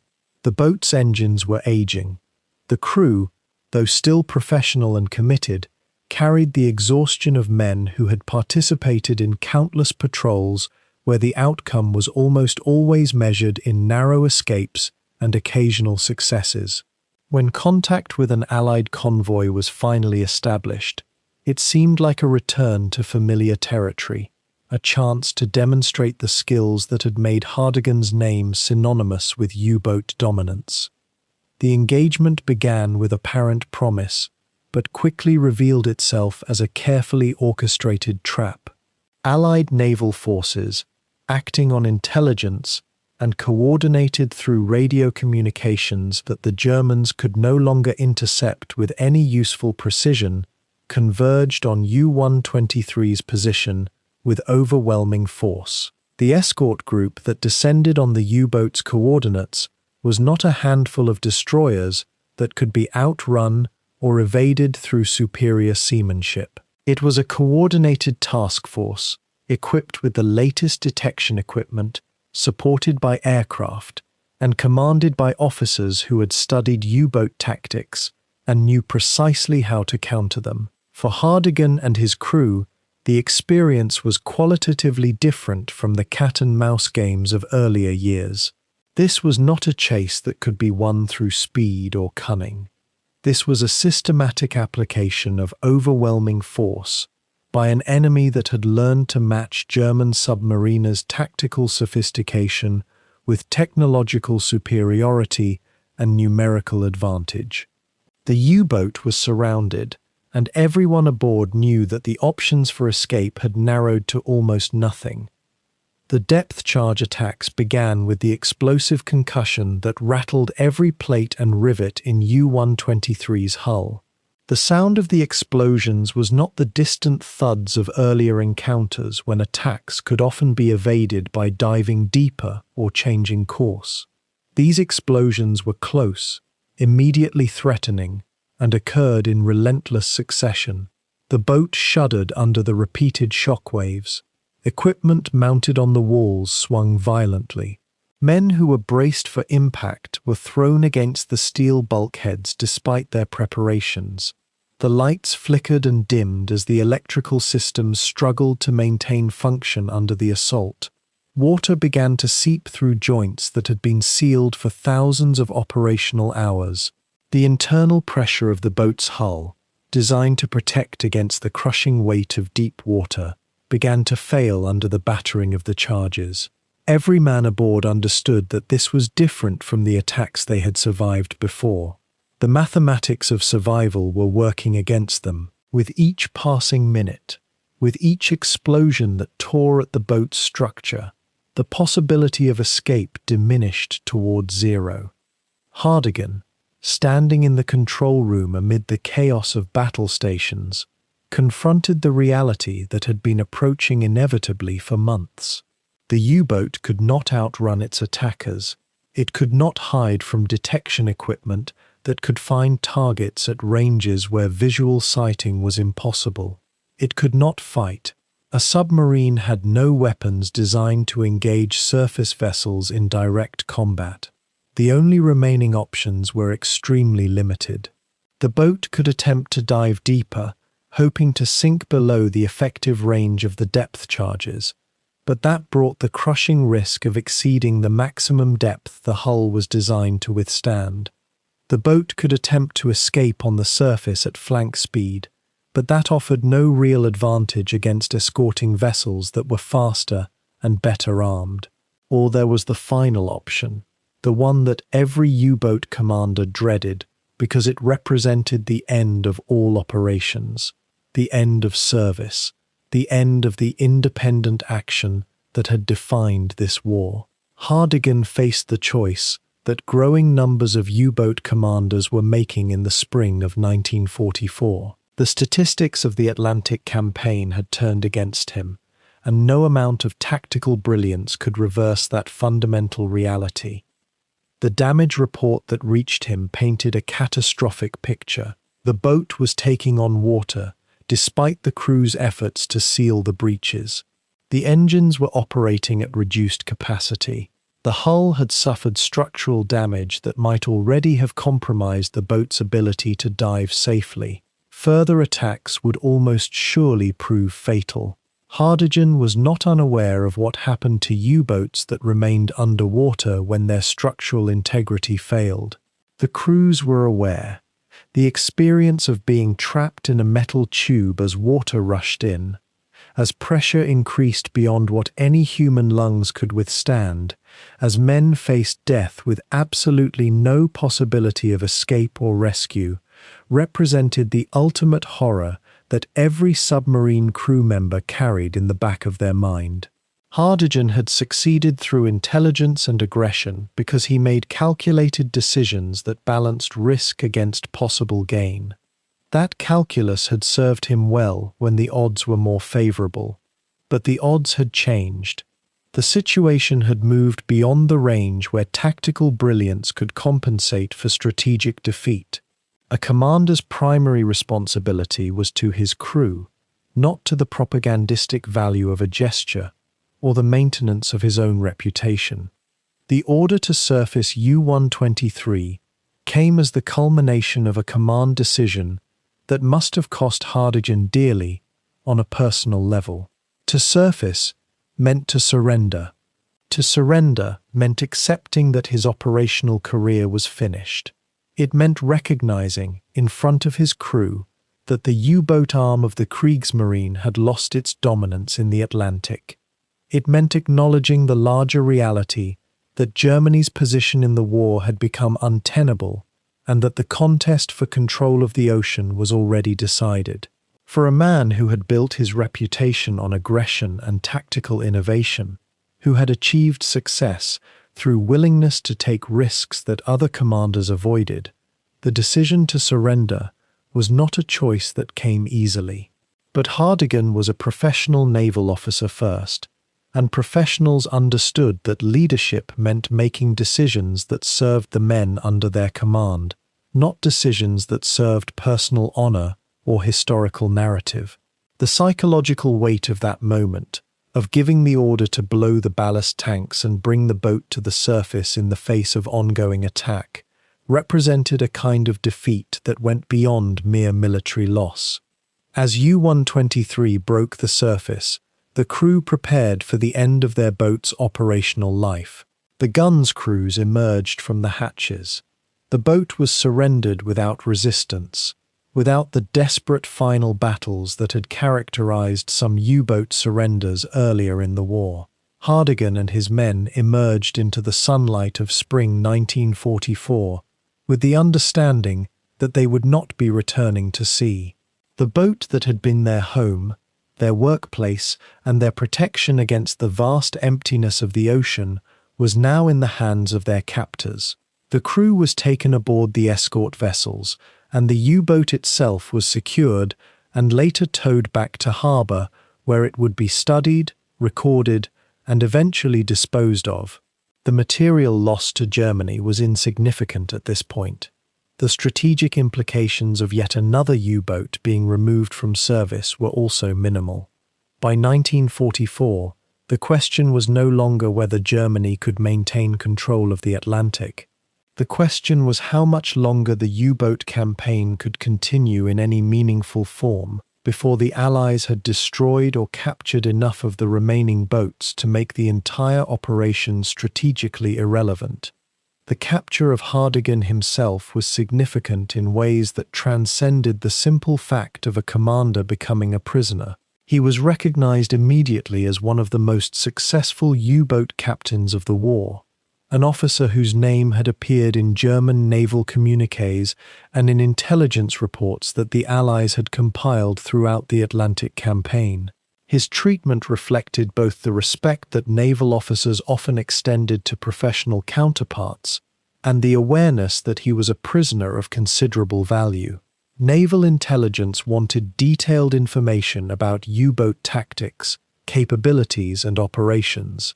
They wanted to understand how Hardegen had achieved such success during the period when Germany maintained superiority in the Atlantic. They wanted technical information about the boats themselves about crew composition and training, about the logistics that supported U-boat operations.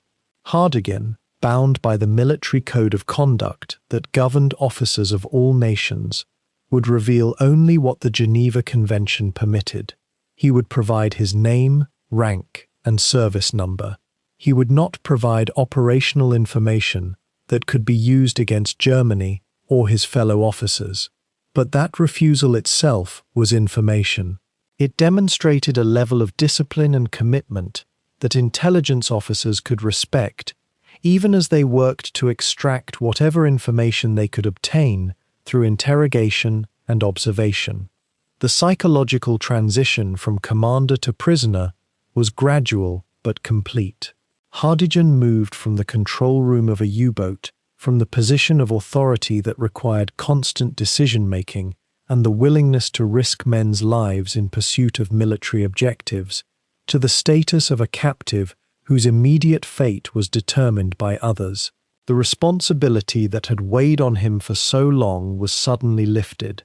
He would never again have to make the kind of decision that had confronted him just hours earlier, when the choice was between prolonging a hopeless battle and surrendering. He would never again have to live with the knowledge that men under his command might be killed because of decisions he had made. That relief was undoubtedly mixed with profound loss. The war that had defined his adult life was now something he would experience only as an observer. The U-boat campaign that he had helped to wage would continue without him, though by spring 1944 it was increasingly obvious that continuation meant prolonging a struggle that could not be won. The capture of U-123 marked the end of an era for one of the Atlantic War's most significant participants. The boat itself would become a footnote in history, but Hardegen's capture represented something more profound. It marked the moment when individual skill and courage finally confronted the limits of what they could achieve against the massive technological and economic power of a united Allied coalition. The waters into which the crew of U-123 had been taken prisoner remained violent for those still fighting the Atlantic campaign. Other U-boats continued operations, conducting patrols that yielded fewer sinkings and more losses. The replacement captains who took command of new boats or rotated into positions of leadership operated with the knowledge that the advantage had passed permanently to the Allies. Some U-boats would be sunk with all hands, their crews lost to the same fate that had nearly claimed Hardegen's boat. Others would survive to the end of the war and be surrendered or scuttled. The dynamic that Hardegen had helped to create in 1942, when German U-boats operated with near impunity against American shipping, was now completely reversed. The hunter-killer groups operated with devastating efficiency. The technological advantages of the Allies in detection equipment, in aircraft support, and in coordinated tactics had reached a point where U-boat operations were conducted with the understanding that losses would be severe and strategic gains would be minimal. The Atlantic campaign, measured in its totality from 1940 to 1945, represented a costly investment by Germany in a strategic objective that could never be achieved. Hardegen's decision to surface and surrender his boat represented not a failure of nerve, but a recognition of that reality, a moment when command meant accepting that the contest had been decided by factors beyond the control of any individual captain, no matter how skilled or how committed. In the spring of 1944, after U-123 was forced to the surface by converging Allied forces, Reinhard Hardegen made the decision that would define the final chapter of his war. Rather than take his boat and crew to the bottom of the Atlantic, he chose surrender. His men were exhausted, his vessel damaged beyond immediate repair, and the mathematics of survival had shifted irrevocably. The Kapitan-Leutnant who had terrorized the American coast gave the order to abandon ship, and within hours, he and his surviving crew were plucked from the cold water by their captors.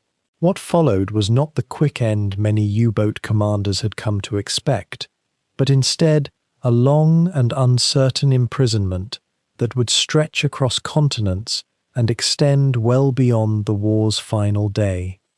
The initial hours after capture were marked by the confusion and fear common to any battlefield surrender. Hardegen and his officers were separated from their enlisted men, a standard practice designed to prevent coordinated resistance or escape attempts. The American destroyer escort that picked them up treated them with professional correctness but not warmth. They were soaked, exhausted, and uncertain whether they would be executed under some code of revenge for the ships they had sunk and the men they had killed. The Kapitän-Leutnant knew his record preceded him. His name was already legendary within both the Kriegsmarine and Allied naval intelligence circles. He was not an anonymous U-boat commander whose capture would merit only routine processing. He was Reinhard Hardegen, the ghost of the American coast, and his captors understood precisely what they had acquired. Within days of his arrival at an initial holding facility, the interrogations began. American naval intelligence officers were well prepared. They had studied Hardegen's patrols, analyzed his tactics, cross-referenced his reported sinkings with merchant marine records and Allied convoy data. They wanted to understand not merely who he was, but how he had operated with such effectiveness for so long. They wanted his knowledge of U-boat operations, crew training methods, tactics for evading detection, and insights into the mindset of other German commanders still at sea. The questioning was conducted according to the rules of warfare. No torture, no starvation, no deliberate cruelty. But the interrogators were skilled and relentless. They understood that Hardegen was a military officer of rank and intelligence, and they approached him accordingly. They also understood that he was a prisoner, and therefore vulnerable to the leverage of uncertainty about his eventual fate. Hardegen's response to interrogation reflected the discipline and composure that had characterized his entire military career. He provided name, rank, and service number, the minimum required under the Geneva Convention. Beyond this, he offered little of tactical or operational value. When asked about specific patrols or techniques, he deflected with courtesy but firmness. He acknowledged the sinkings attributed to him, neither exaggerating nor minimizing his record. He expressed respect for his American interrogators while maintaining the clear boundary between military duty and surrender of classified information. The officers conducting the questioning noted in their reports that Hardegen was dignified, intelligent, and firmly committed to the code of conduct expected of a German officer. He was not cooperative in the way intelligence officers hoped, but he was not defiant either. He occupied a careful middle ground that commanded a certain respect, even from his enemies. Hardegen's status as a prisoner of war immediately presented the United States military with a problem of considerable significance. Notorious German U-boat commanders represented a unique category of captive.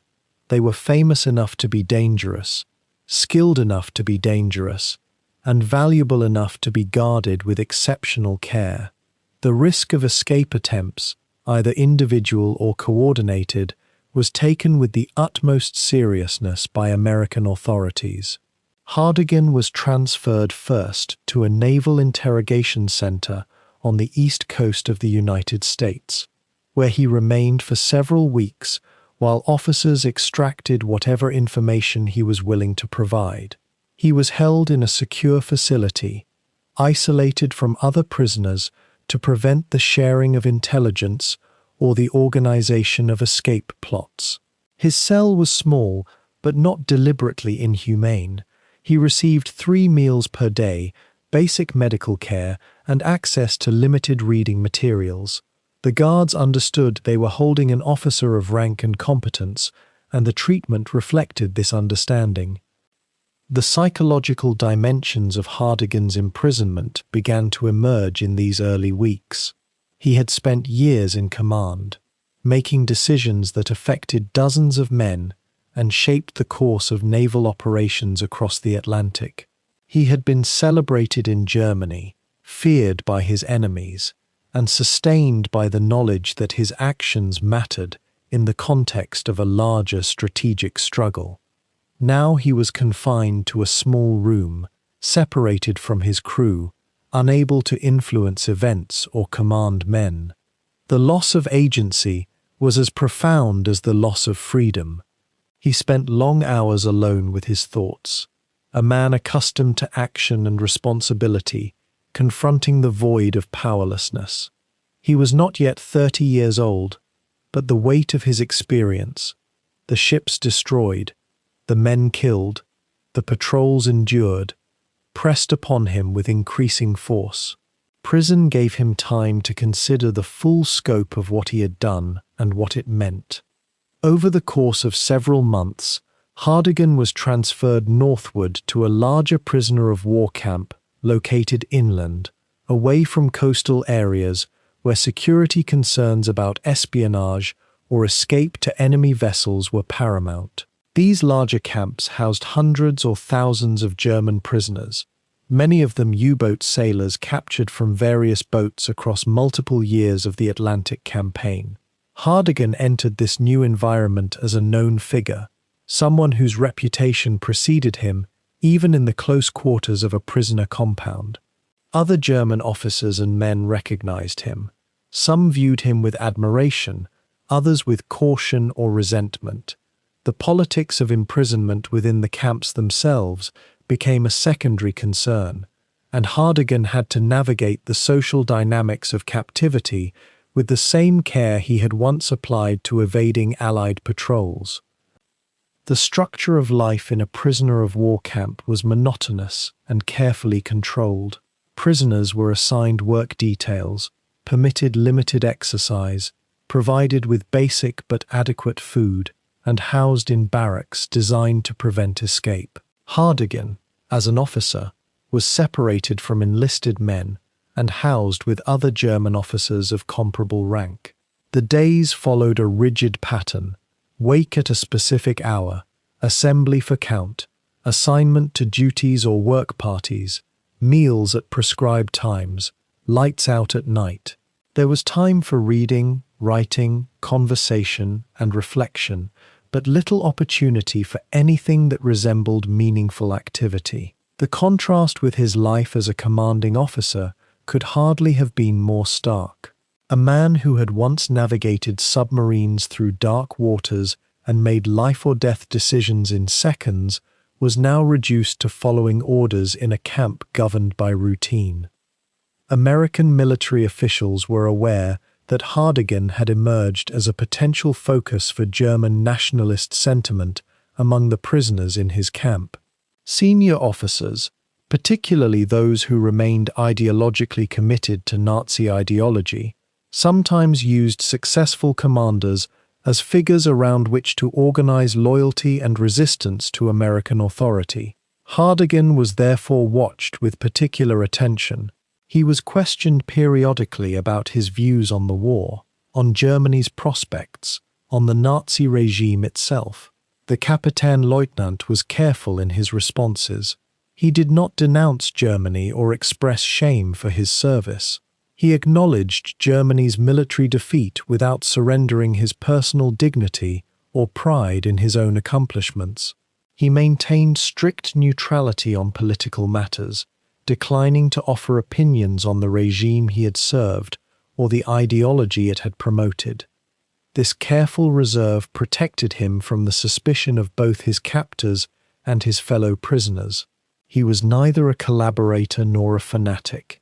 He was a soldier awaiting the outcome of war. As months passed in the camp, and the news from Europe became increasingly clear about Germany's imminent collapse, the character of imprisonment changed subtly. German prisoners recognized that their time in captivity would be extended indefinitely.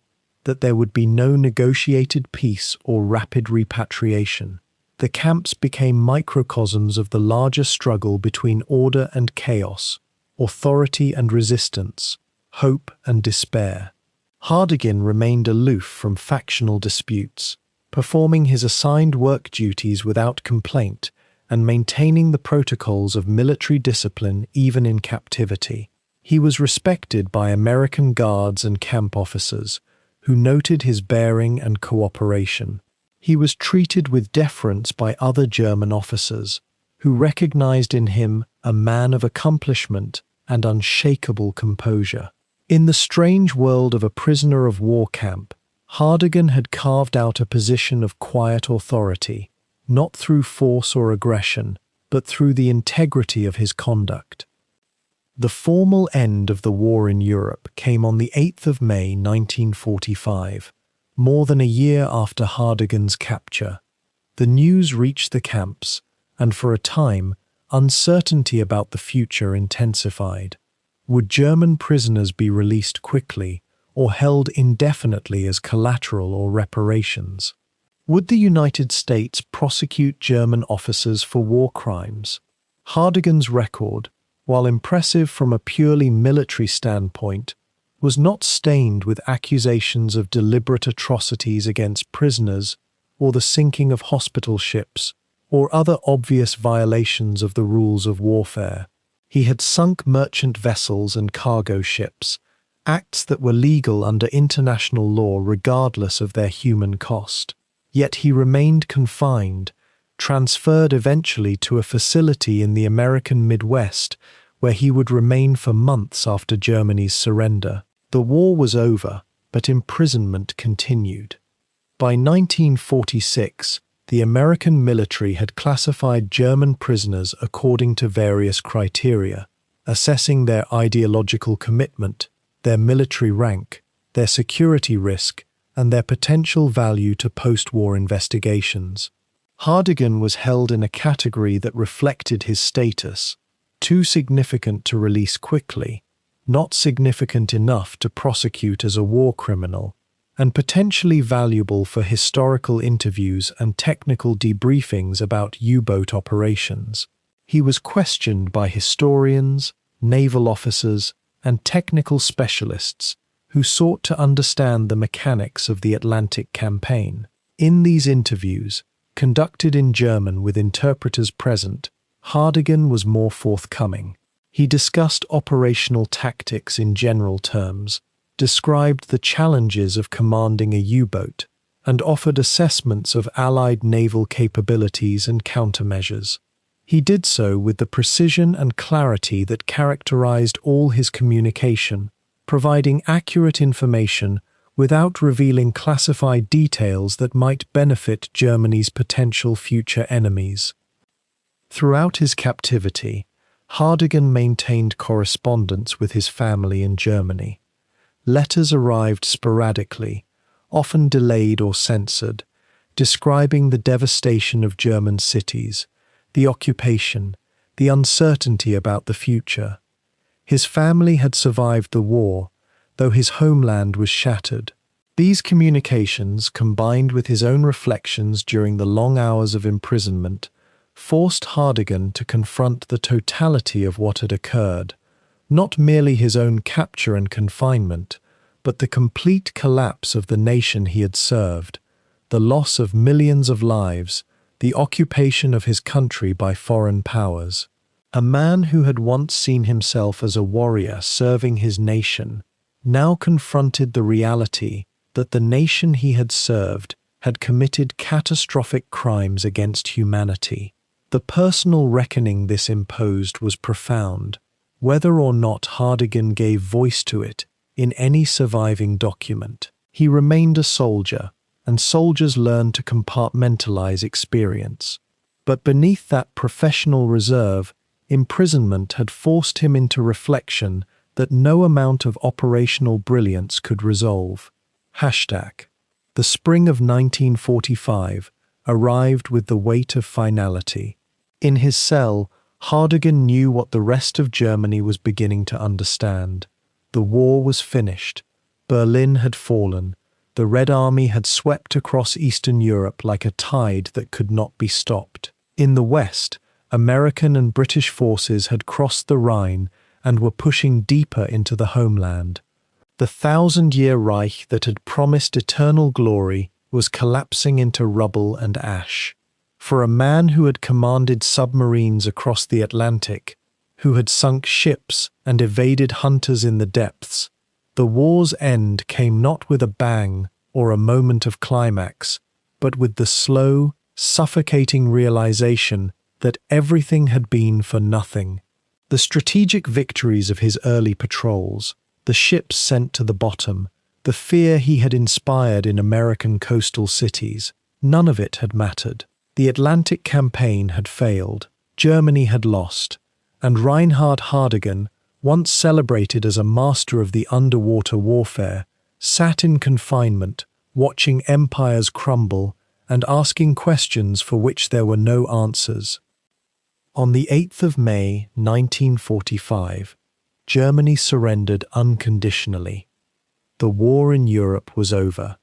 Hardegen would have received this news in his cell, stripped of rank, stripped of command, stripped of the identity that had defined him for the past 3 years. Around him, other German prisoners, soldiers, officers, men who had fought across continents, came to terms with the fact that they had lost. Some wept, some raged against their circumstances, others fell into a silence deeper than any depth the submarines had ever reached. For Hardegen, the surrender represented the final verdict on everything he had done. He had sunk ships. The convoys had continued. He had terrorized the American coast. America had grown stronger, not weaker.